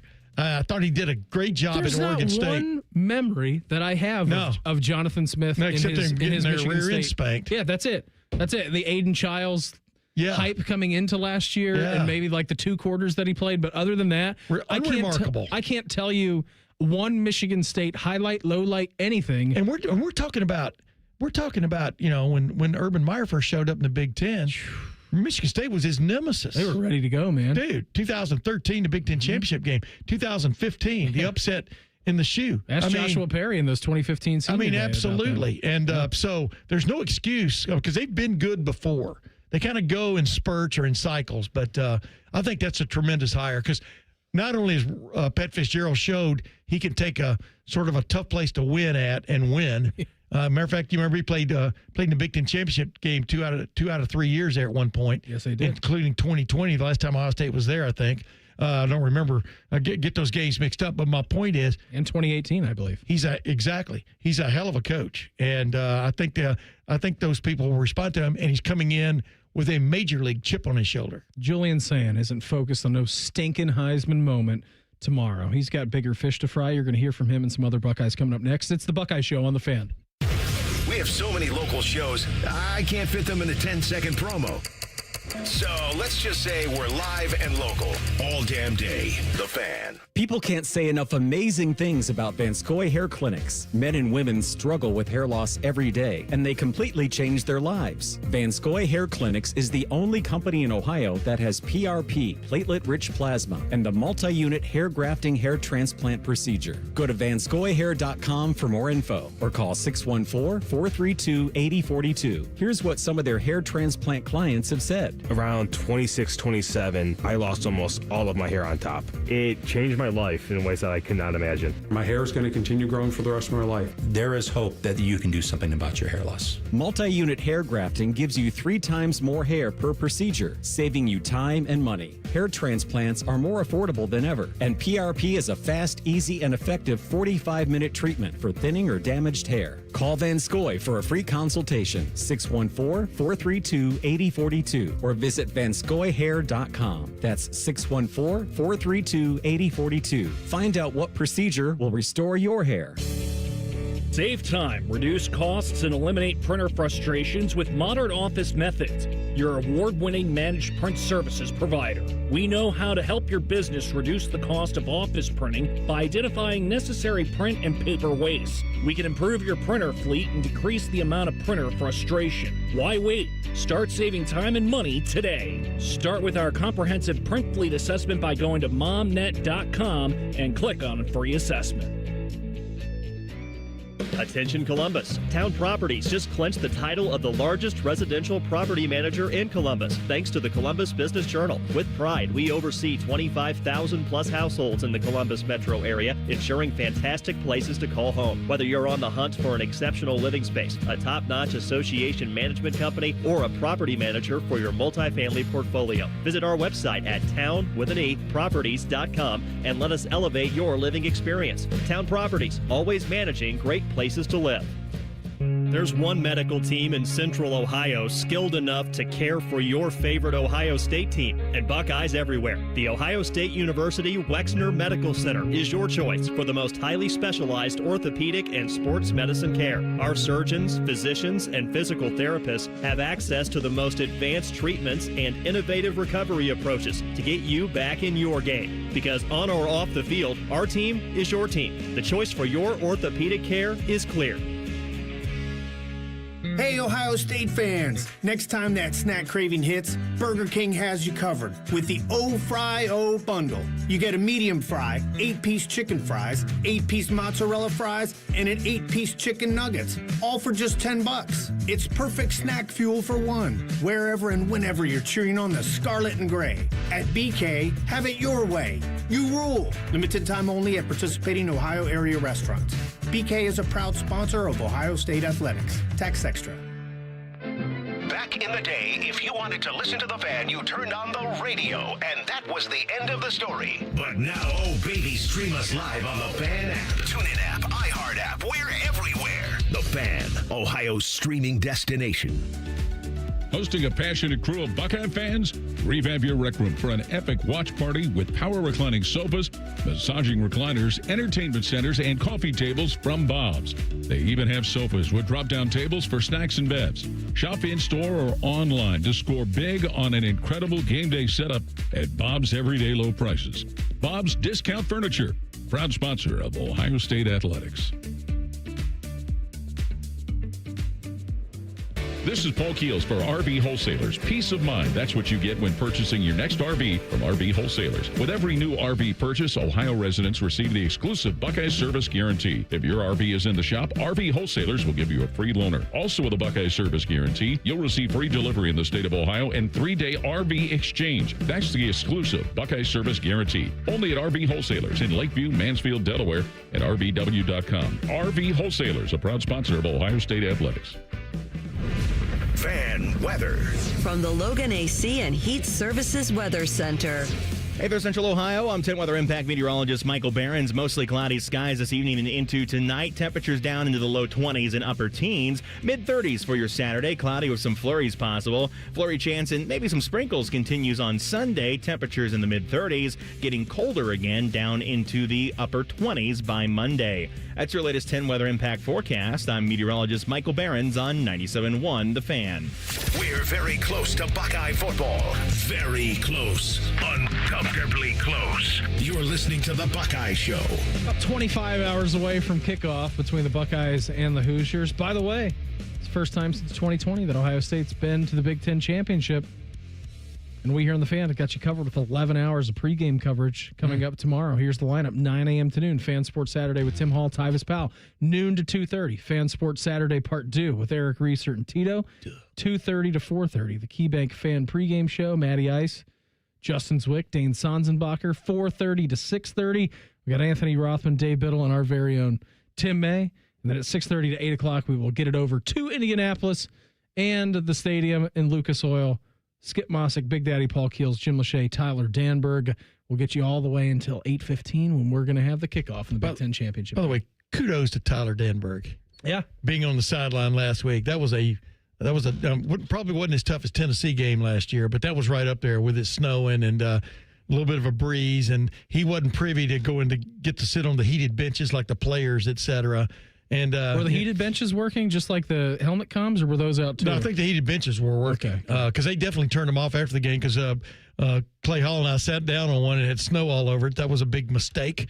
But yeah, it was pretty interesting how the two-way comms came back on after it looked like Michigan was being told they also had to skip using them until Ohio State's got back on. Turn them off. Everything's fair. The inkling that Ryan Day had turned out to be accurate. Hey, before we get into some Buckeye talk and hear from Ohio State players when they had media availability on Wednesday, I do believe that you have an update/non-update on the Penn State head coaching saga. Well, it's interesting. 10 minutes ago, a guy named Big Ten Terry, by the way, tweeted, according to multiple sources with insider knowledge of the Iowa State athletic department, this is not a done deal. I am hearing Matt Campbell withdrew his name after careful consideration. Wow, what a roller coaster this has been for Penn State and Nittany Nation. And then about 9 minutes later, the Center Daily Times, which covers Penn State and is based there in State College, Penn State set to hire Iowa State head coach Matt Campbell, per source. So we know nothing. At this point, at 7:20 this evening on December 5th of 2025, we know nothing. What is going on with Penn State there was a time when Ohio State was ended up hiring Jim Trussell, that we're standing there up at the St. John Arena, and one of the big NFL reporters reported John Gruden was being considered for the job, and I'm just going to make up these numbers here. It was going to be for a 5-year, $10 million package, and then another of the NFL guys, the insiders. I'm not going to name names. Because I got them mixed up here when I'm telling this.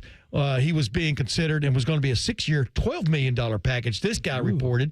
And then another guy reported, because there were like 3 or 4 what you call big time, once Twitter got going, or excuse me, the internet got going, he reported that John Gruden was being considered for a 5-year, I think $12.5 million package, and that he was on a plane headed to Columbus from Oakland. Well, that's before the private plane tracker came into existence. Correct. Number one. And number two, I got beeped by my paper and was asked, was this a pager situation? Why am I not reporting this? I said, because it's not true. That's what I said. And I'm going to report it for like 20 minutes. But you got to. Who knows what's really going on? Or you not report it? No. We talked about it later. And then one of the guys on our paper that was pushing it basically said, well, they did call John Gruden and consider him. I said, that's different than a contract offer and a flight being in the air. That's not what we're talking about, Coach. But yeah, so we'll see how the dust settles here. Because you know what? A lot of guys have looked at that job and turned their noses up at it and got raises back at where they were. So shout out to Jimmy Sexton. I think until the ink is dry, you definitely keep your powder dry also. Yeah, I do too. So we'll see what happens if we have any breaking news before 8 o'clock on the Penn State job, whether Matt Campbell is taking the job or not. We will for sure. That'd be a good hire. Agreed. Good hire. It's not as good as they were looking at the beginning. I think they thought they were going to get a slam dunk there. Why else do you fire a guy in the middle of the year like that? You got no head start on anybody, or if you did. Wow. You blow it. It's the best hire that they could have at this point. Right. Right. Like by far the best hire. But why would Mike Elko, for example, why would Mike Elko leave Texas A&M, for example? I have no reason. He, in fact, was one of the guys. I mean, because Texas A&M can write as big a check as you need. Why would, it was interesting that Matt Rule was rumored to be a leader in the clubhouse type guy. And I'm going, as much as I like Matt Rule. What's he done that's even close to what James Franklin has done? Yeah, he's a Penn State alum. That's what he's done. I know, but past that. Nothing. He's a Penn State man. Yeah, he's done in his college football coaching career, especially this latest situation in Nebraska. Yeah. Compared to James Franklin, it's apples and oranges. It's not even close. No.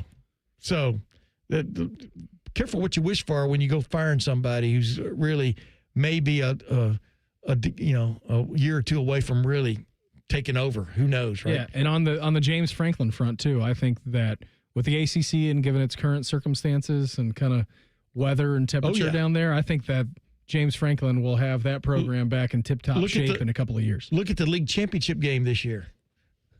Yeah. Virginia and Duke. Are you kidding me? I mean, great basketball game. Who had that one in the lottery? Not me. Or in the pool. I mean, Clemson, maybe Miami, but Duke, Virginia, back in August, who saw that one coming? No, nobody. I know Bill Belichick probably didn't see it coming. You were in. I don't think he's seen a lot of things coming. No, I don't either. That's a whole different show. Yes, the it Bill is. Belichick show is a whole different show. You were in the building this week, Tim. It's crazy. Wednesday was obviously a very crazy day, right? You got the Brian Hartline news. You had the lightning round with Ryan Day. You had availability from players, and I believe you asked this question to one Julian Sayin, and his answer about a potential Heisman shootout and who wins this game, better numbers, will probably be the front runner to win the Heisman. Here was Julian Sayin's thoughts on this game Saturday and what it means for a potential Heisman Trophy. No, not really focused on outside noise. We have a job to do and we have a goal to go win the Big Ten, so we're going to focus on that as a team. It just seemed laser focused, right? And they have all year, and I just think the professionalism of this team, like the Michigan win was obviously huge, right? But even going back to the UCLA game and going back to the Rutgers game, and then you go to the Purdue game, like you can backtrack it, you can forward track it all the way through the season.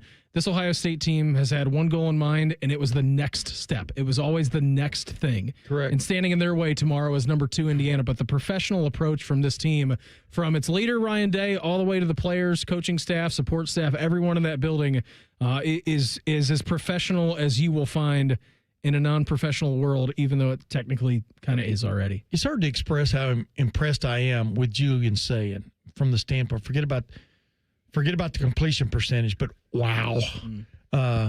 It's just highest the way, ever, right, in college football? The way he's but there's still games to go. The way he's handled everything has just been so impressive. I mean, he was in a, quote, battle with Lincoln Keynotes for the starting job. He just kept his nose to the grindstone and emerged. Was a redshirt freshman. And how good is this kid going to be? Boy, when he and the receivers got on the same page, so to speak, it's been a different animal. Reminds me, it's funny that he talked about Joe Burrow as a guy that he would kind of pattern himself after to a certain extent. He didn't mean totally, because he's not the runner Joe Burrow is or was, but he's still a cagey runner. But Joe Burrow, boy, you go back and watch Joe Burrow throw the football. Mm-hmm. He's about as accurate as it gets. Yep.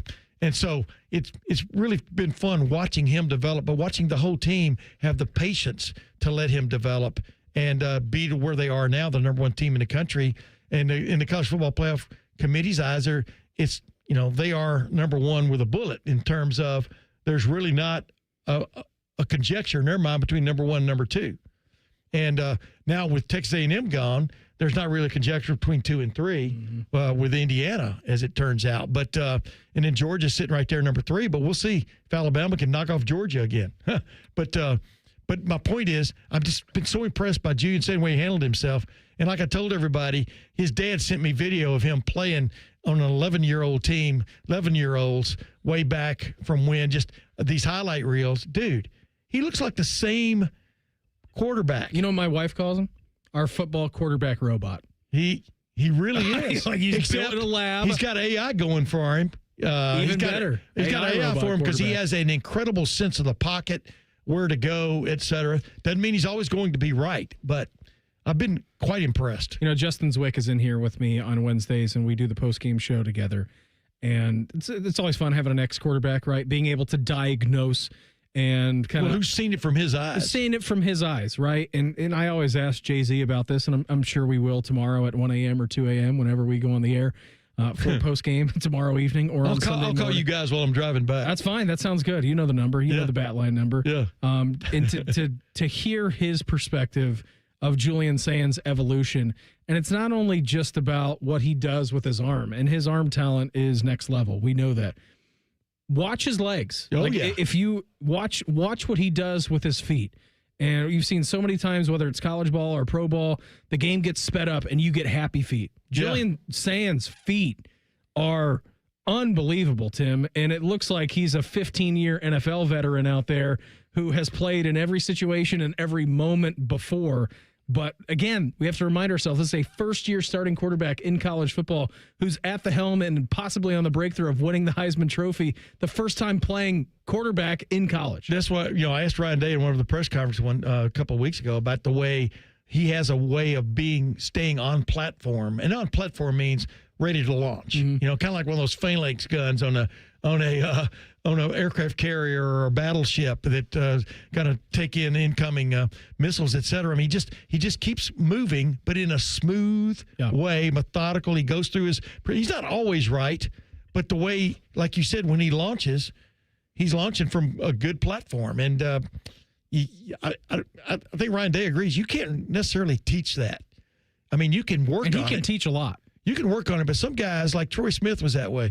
Troy Smith had a way of just keeping his feet pointing to where he wanted to throw the football and could get there quickly. So, kudos to him. And ironically, that was the last Ohio State quarterback to win the Heisman Trophy. Yeah, who knows? Might be another one next Saturday. We'll see what happens tomorrow in Indianapolis. Never a dull moment in recruiting. Mick Walker of Letterman Row. He's going to join us. He will give his thoughts on Chris Henry Jr. and his commitment to the Buckeyes earlier today with us here in 2 minutes. It's the Buckeye Show on The Fan. Hey, what's up? It's T-Bone. The year is fast coming to an end, and maybe you have been putting off doing something you needed to do for a long time, like replace your windows. Well, it's too expensive. I'm not sure about the cost. I have got a solution for you, and you can get this done before the new year. Take advantage of Window Nation's end-of-year sale right now. They've got 50% off all window styles, plus you could get 0% interest financing for 5 years.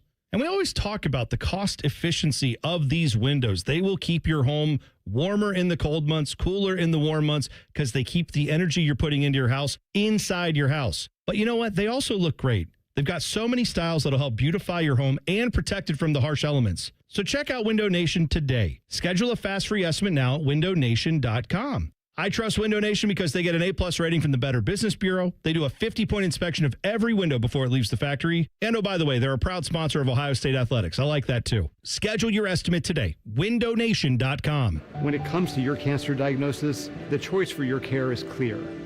And when you choose the James at Ohio State, you're opting for care from a highly specialized team dedicated to treating one type of cancer, yours. A team that studies the unique makeup of your disease to develop a personalized treatment plan. You're choosing our region's only comprehensive cancer center designated by the National Cancer Institute. For your cancer care, the choice is clear. The James at Ohio State. Picture it.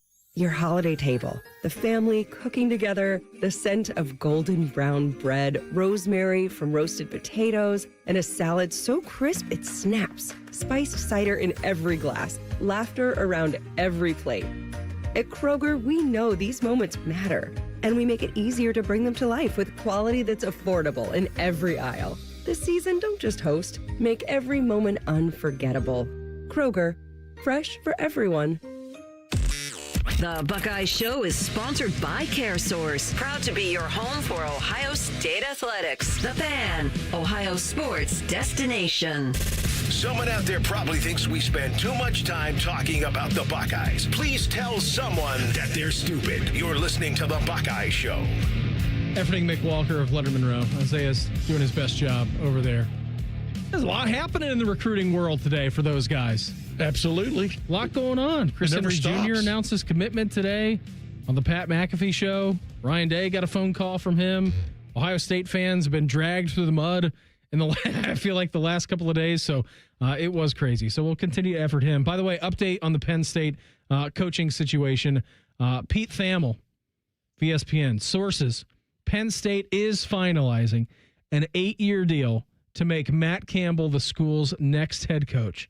The deal is pending board approval for the compensation. Campbell has agreed to be Penn State's coach, and the sides have hammered out terms. This also coming on the heels of Iowa State also having an announcement that they're having a team meeting this evening here in 27 minutes at 8 p.m. So it does look, for all intents and purposes, that Penn State found their guy, and it is Matt Campbell. Yeah, and kudos to him. Kudos to Penn State after this long, long journey finding their man. But here's the thing. As Nick Saban pointed out, the college calendar, college football calendar especially, is not structured for any of this stuff anymore. I mean, the transfer portal is at exactly a bad time. If you're going to have one, in my opinion, you have it after spring.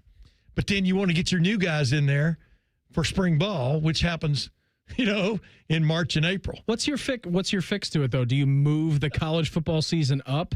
Because you're talking about not only like players jumping rosters, they still technically are in school. Right. And so you have to get them enrolled in classes. Right. So I don't know. I mean, do you move it up? But like the Lane Kiffin thing, for example. What's he supposed to do? I mean, he wants to go to LSU. He also wanted to coach his team in the college football playoff for the first time ever. And I understand him, but he wants the LSU job, and LSU doesn't want to sit there and wait till January the 20th, possibly, to name their new head coach. But they can't afford that. And then if you name him as your new head coach, what are the Ole Miss? That was a very unworkable situation. Think he was going to get the coach in the playoffs. Oh, it was impossible, right? I mean, because if you're Ole Miss's athletic director, and you could put the shoe on the opposite foot, right? Put it on Ohio State, right? Let's just say that Ryan Day took a job at name a school, name a random school, Appalachian State. Ryan Day accepted a job at App State, and Ohio State is in the college football playoffs, but they're not playing this weekend, right? If you're Ross Bjork in this situation, your guy, your coach, has left, and he has stated to you that I don't want to be here anymore. I want to go to another school that is a direct competitor. In this world, it being App State. But do you want that guy in your building while he is coaching another team that you're in direct competition with? No. But then in the interim, you're in the playoffs, so now who's going to coach the team? Your offensive coordinator, and people are going to be named. They may be at LSU, for example. They may be at App State in a month and a half too. Mm-hmm. And the main problem is the fact that the transfer portal is in January, which means how do you have an association with players that you might also be interested in following you to App State? Of course. I mean, I understand getting rid of them, but just getting rid of the head coach and leaving the other guys behind to coach it, I'm not sure, that's clearing things up much better either. Yeah, and I don't know exactly what that's going to be, because as soon as Lane left, they did hire Pete Golding, outright. Yeah. So I think that situation between LSU and Lane Kiffin and Pete Golding and Ole Miss, right? It's going to be, hey, this guy left you high and dry. And this is the messaging that I'm imagining happening inside of that Ole Miss locker room. This guy told you all that he needs to know about you, that he left you. You guys are in the playoffs. You've accomplished all the goals. Maybe you wanted to get to the SEC championship. Yeah. You won the Egg Bowl. You were 11-1. You're getting into the playoffs. And your coach told you flat out that I don't want to coach you anymore because this is a better job. If I'm Pete Golding, I'm screaming that to the mountaintops. Oh, yeah. And then on the other side, you get Lane Kiffin coming in from LSU saying, guys, we won a lot here. Why don't you follow me? This is a much better opportunity. We can have even bigger goals at this school. So the battle inside the war between those two programs, both being SEC programs, is going to be... We've seen this before, though, to a certain extent. Yeah. When Brian Kelly left Notre Dame. And different worlds, though. Different world. But he went to LSU with express written desire to win a national championship because he didn't think he could get it done in present-day college football era at Notre Dame. Clearly, that's why he went, because LSU, we all know, has access to the biggest, meanest-looking defensive tackles and ends that you can possibly set right on down the line. Got the governor getting involved. And so what did they do? They elevated Marcus Freeman and didn't let him escape because the players all loved Marcus Freeman. That's worked out pretty good for Notre Dame. It's worked out better than imagined. But you're always rolling the dice when you hire coaches, baby. And when you elevate a guy, you're rolling dice that he's going to be the guy. And you got to stick with him a little bit, right? So, it's really a strange world. You've been covering football for a long time, Tim. Do you have a story or situation, whether it's involving Ohio State, other programs, other places that you've been in coaching searches that have been more wild than others? Well, like in 2000, when they fired John Cooper after the Outback Bowl in 2000, and I remember the second day of the search, I had Jim Tressel on the phone. I told him, I said, the way I figured this out, Coach Tressel, you're going to be the next head coach at Ohio State, barring somebody coming in out of left field. John Gruden. Because I didn't get I did not get the sense that clearly I didn't get the sense that Glenn Mason was going to get the job, because a lot of people were telling Andy Geiger, that's your guy. And Andy Geiger didn't want to be told who his guy was. And, of course, the guy that really came in out of left field was Mike Bellotti from Oregon. And, you've heard all the stories about him asking questions. Do they play Michigan every year and things like that, whether that's true or not. But that was the guy who came out of left field. And then when you found out, he didn't want to leave Oregon, he liked being courted, that would have been a major mistake, in my opinion, if they'd hired Mike Bellotti, because then they wouldn't have gotten Jim Tressel. And they won a national championship 2 years later. So, but all these strange Think about things. the alternate universe that you could be living in, right? You're always looking for that new guy that's going to breathe excitement or whatever into a moribund program or something, whatever you want to call it, right? That's why John Cooper got hired. Yeah. And John Cooper is the second winningest coach in Ohio State history. Yes, he is. He just, if the playoffs had been around back in the mid-'90s, look out. But they weren't. No, they weren't. It's a much different time, much different situation. So, again, the latest update going on, Penn State is set to hire Matt Campbell, 8-year contract for him, says Pete Thamel of ESPN. What are you most looking forward to tomorrow, Tim? Getting over to Indianapolis? I know we got the tailgate show that you're going to be on. I enjoy the tailgate show. You're going to be hightailing it. You'll get there hopefully by the beginning of the second quarter. I'll be slamming that tailgate up and hightailing it. Gone, poof. No, I know what Ohio State's all about from a methodical process standpoint. But, we were talking with Pat earlier, and we ran out of time. But Kurt Cignetti kind of laid it out there a little bit. He in one of the press conference things where he talked about how Ohio State's been very methodical with its offense this year, not in a hurry to run a lot of plays. And last year, too. But as he points out, they have the capability. He goes, you got to think they can do some things that they haven't shown yet. They can get to places with their offense from a tempo standpoint or whatever that they haven't shown yet, and that can give you, if you can string a couple of first downs together, that can really get you going in a game like this, because everybody's going to be fired up. Everybody's going to be hyper. If you can keep a hyper defense on the field early for like a 6-8 minute drive, it really takes the wind out of their sails. What about a 20-play, 12-minute drive? Well, but that was in the third and fourth quarter. But and I keep reminding people, though, people can say they shoved Ohio. Michigan stopped them. They had to kick a field goal. Mm-hmm. So, where even Ryan Day will tell you that was a quasi-failure because they had the ball for 20 plays, 12 minutes, and kicked a field goal. So, Michigan did not quit. It's just Michigan had no idea about playing offense. You can refresh my memory, and maybe it was it the UCLA game where I think this offense went up tempo for a little bit. It was like a half a quarter, maybe 2 drives where you saw them getting to the line of scrimmage, boom, boom, boom, like they were. They've done it a couple of times this year. That's the point. That's what Cignetti's saying. He has that option. Ryan Day does in this game, and that's scary, right? Well, yeah, it's just something something you can't really prepare for except for just getting your guys going. But if you can keep the same guys on the field, I'm talking about, and run your offense, a couple of tight ends or whatever you want to go to, but run about 5 plays in a row where the defense really won't have an opportunity to substitute because you haven't substituted. Just like in hockey, if you can keep that line out there one more half shift. But yeah, it can make a difference in a game like this. We'll do #Buckeyes coming at you next. It's the Buckeye Show on The Fan. We're the girthiest radio station in the history of radio. Uncomfortably girthy. This promo is uncomfortable. The Fan, Ohio's girth destination. Hey Columbus, it's Lorenzo Stiles Jr., Ohio State student athlete. Football runs deep in my family. My dad played here, and now my brother and I are proud to carry on that tradition.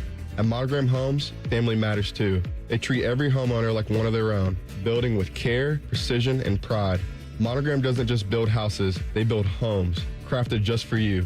So whether you're starting your first home or designing your dream space, Monogram Homes has got your back every step of the way. Visit monogramhomes.net to start building today. Monogram Homes, a builder you can trust. Toyota Thon is on, and there's no better way to get in the spirit of the season than with a new Toyota. Now through January 5th, get 2.99 APR financing on remaining new 25 Tacomas. Excludes TRD Pro and Trail Hunter. Or lease a well-equipped 25 Tacoma SR5 for $259 a month for 39 months with $39.99 due at signing. With approved credit through TFS, tax, title, and license extra. Call 1-888-36-TOYOTA for details or go to Toyota.com. Toyota, let's go places. Picture it, your holiday table, the family cooking together, the scent of golden brown bread, rosemary from roasted potatoes, and a salad so crisp it snaps. This season at Kroger, Make the moments that matter possible with quality that's affordable in every aisle. Kroger, fresh for everyone. Right now, USDA Choice T-Bone Steaks in the value pack are on sale for $9.99 a pound with your digital coupon. Limit 5. Kroger, fresh for everyone. Our clients deserve for us to care, and they deserve to feel serviced. They have questions, and they deserve answers. We're counselors first because I'm not selling them anything. I'm trying to teach clients how to protect themselves. At Curtis & Associates, we're personal injury attorneys. We've helped and continue to help hundreds and hundreds of clients every year. That's important to us. If you've been injured in an accident and it's not your fault, call now. 614-GOT-HURT. That's 614-GOT-HURT. Curtis & Associates, attorneys who care. Hi, I'm Archie Griffin, two-time Heisman Trophy winner. The right coverage can be a game changer, both on and off the field. That's why Encova Insurance is prepared for what's next and protects what matters most to you. With independent insurance agents in your neighborhood and innovative insurance products that can be tailored to fit your unique needs, Encova Insurance is an easy win for your peace of mind. For auto, home, and business insurance, you want Encova on your team. Visit Encova.com today to find an agent near you. The 2026 Buckeye Cruise for Cancer sets sail on the Silver Sea Silver Ray. It's an intimate ship with an even better experience. It's all-inclusive of beverages, shore excursions, taxes, and gratuities. Sail to bucket list ports like the Grand Turk, St. Martin, and St. Thomas. With Buckeye greats including Ryan Day, Bobby Carpenter, A.J. Hawk, the Boren Brothers, Ezekiel Elliott, Ryan Shazier, and more. Sailing from Fort Lauderdale, February 17th through the 24th. Call 614-792-6204 to book today. Toyotathon is on, and there's no better way to get in the spirit of the season than with a new Toyota. Like the family-size Highlander and the bigger, more powerful Grand Highlander. Now through January 5th, you can get 4.75 APR financing on any remaining new 25 Highlander or Grand Highlander, including hybrid models, with approved credit through TFS. Plus, you get Toyota Care 2 years, no-cost maintenance. For complete details, go to Toyota.com. Toyota, let's go places. Experience Buckeye game day like never before. Welcome to the 1922 Club, the most exclusive space inside Ohio Stadium, where luxury meets tradition in the heart of Buckeye Nation. Enjoy upscale food and beverages and a game day atmosphere like no other. Create lasting memories with friends and mingling with other Buckeye fans, and celebrate every OHIO in ultimate comfort. Become a member of the 1922 Club today. Memberships are limited. Visit OhioStateBuckeyes.com. It's playoff time. Who will the Buckeyes play? Where will they play? Let's find out together. Join Dom Taberi, Timmy Hall, Nicole Sheeran, and Dean Sanzenbacher for Chasing the Championship. Sunday at noon on 10 TV Plus and the Fan's YouTube. The Fan Guest Hotline is sponsored by Accurate Heating and Cooling and Bryant. Doing whatever it takes to keep you and your home comfortable. The Fan. Social media can be a cesspool. Allow us to navigate the waters. #Buckeyes. Sponsored by the Waterworks. Call the plumbing, heating, and cooling technicians at the Waterworks and header today. Call 614-232-2222. Proud sponsor of Ohio State Athletics. We've reached the end of our rodeo tonight. We here on the Buckeye Show, brought to you by our great friends over at CareSource and United Healthcare. Tim, I can't tell you how much I appreciate doing the show with you tonight. I've had a great time with you. Always enjoy being on with you, and I enjoy the banter we have before the show when I'm catching up on Willie. Yeah, and you're catching up on my grandsons. I mean, the joy of my life. I mean, just so cool. But Willie, man, that video you showed me where the little kids were running the what was it, about a 10-yard dash? Yeah, so I mean, he's in daycare, right? And so if you have a child who is in daycare, which we call school at the moment, I don't know if every daycare has this, but ours does. They get text updates or app updates throughout the day, like, "Hey, Willie went pee," and that's good because you don't want him to have an accident. So like you get an update every time. He ate most of his lunch, and I'm like, I don't know if I believe that, but sure,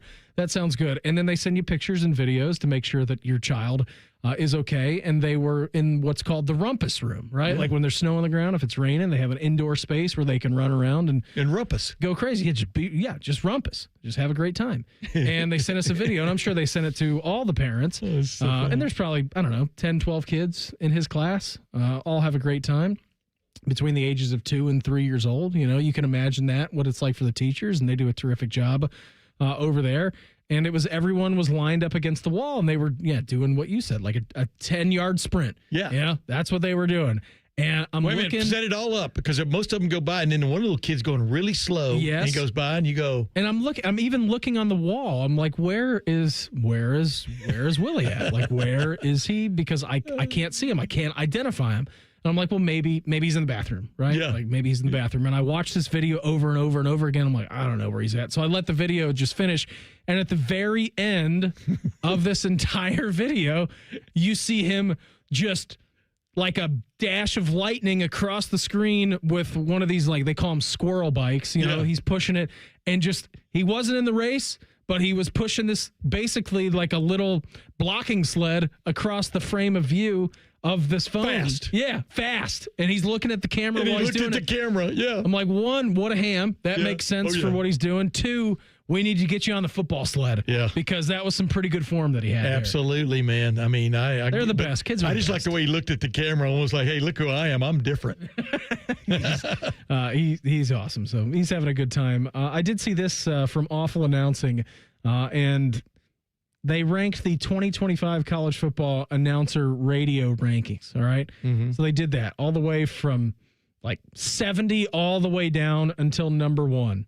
If you had to take a shot in the dark as to who the number 1 college football announcing radio play-by-play analyst duo in the entire country was, Tim, who would you say earned the number 1 spot on this list? I haven't seen it. I don't know what you're talking about. I will tell you this. My wife really enjoys listening to Paul Keels and Jim Lachey. And I pass those kudos along to them, and they appreciate it. So I would say them, because I'm telling you, they do a hell of a job. They do the best job. And, sometimes when you're driving around on bye weeks, we like to go places. We like to drive me, I've been around. driving the games in the first half. Yeah, so you're listening to Paul and Jim. I'm in here in the studio. I listen to them every week, and Paul and Ron on the basketball calls. And so out of the entire college football world, the number 1 ranked play-by-play radio team in all of college football. Drum roll, please. Drum roll. Happens to be Paul Keels and Jim Lachey. No surprise. Most common grade, they got an A. Percentage of A grades, 88% of the vote. They got A's. Wow. Great job of them. This is what they had to say in Awful Announcing. We have our top booth and also the team that received the most votes, 111. 81 of those grades were A. They did receive 6 D's and 8 F's. Not sure how that happens. You people are crazy for giving Paul and Jim an F. The comments were particularly focused on Keels and Lachey and what they do. They have been doing it a long time, and I know that this is just a notch in their belt. But I say it every week that we're on the postgame show, and we are so lucky to have Big Daddy Paul Keels and Jim Lachey, and what Skip does behind the scenes with those guys is unbelievable. So big congrats to those guys, number 1 team in the country. When I drive almost everywhere I can, and it's feasible. And I went to the Rutgers game a couple of years ago.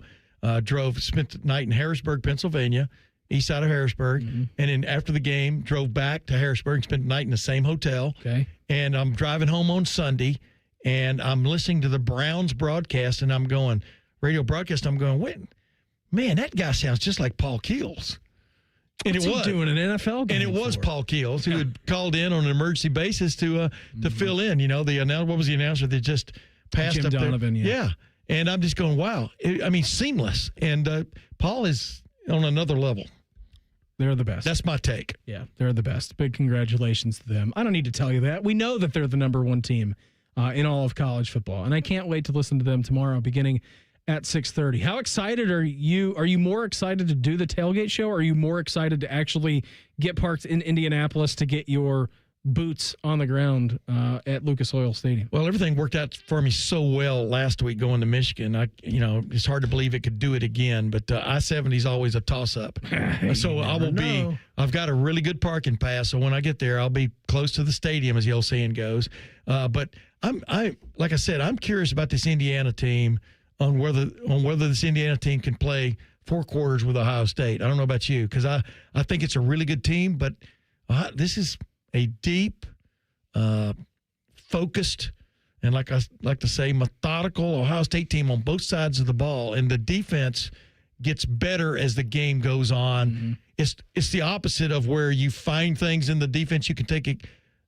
You can expose. Yeah. It's like you find those early. We've seen some teams do that, have a little bit of success on their first couple of possessions. You better enjoy it while you can. And then the boa constrictor, anaconda, whatever exotic snake that can swallow a man, pit viper, you can name, or small deer, you can name. They become that right in front of your eyes. Do they give up a play or two every now and then? Yes. But, dude, last week, Michigan had no chance in the second half. None. No chance. And we've seen that act many times this season. And they have -8 yards rushing in the second half. It was something crazy. It was very, very, very impressive. I'm going to say very one more time, very.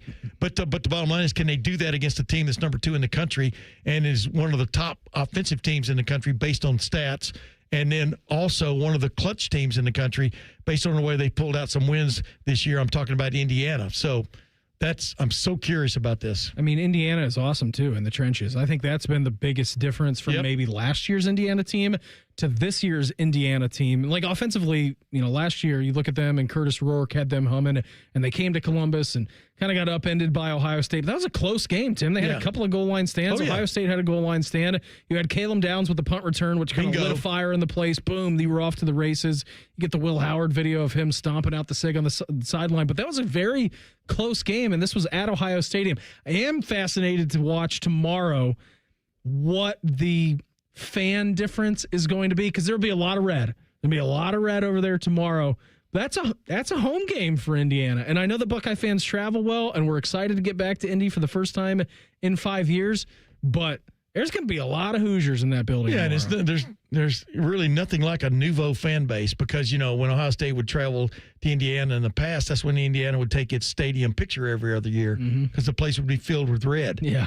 And, the tickets are still hanging in there, like a 450 to 500 get-in price right now. And it's, whereas I think last year somebody said you could get in for $48 to the Penn State Oregon game. But the bottom line is, the excitement is high. And there's nothing like nouveau fans, too, because they really, if you watch some of the tweets this week, they look like they think they invented football after, by the way, doing us a favor and inventing basketball. Yeah, I've got a buddy who played football at Indiana, and he's feeling very confident. Feeling very, very confident in himself, as have I seen some of the videos of the Indiana podcast hosts, radio hosts, also being very confident. They should be. They're an awesome team. I hope they are, too. It's going to be fun tomorrow. Thanks, everybody, for hanging out. Tim, have a great show tomorrow. Enjoy the game. Will do, baby. Everybody have an awesome night. Enjoy the game. Enjoy the coverage tomorrow. The Kevin Stefanski Show's up next on The Fan. Bobby Carpenter demands that you watch Morning Juice on YouTube. If you don't, Tito will move into your house. Live at 6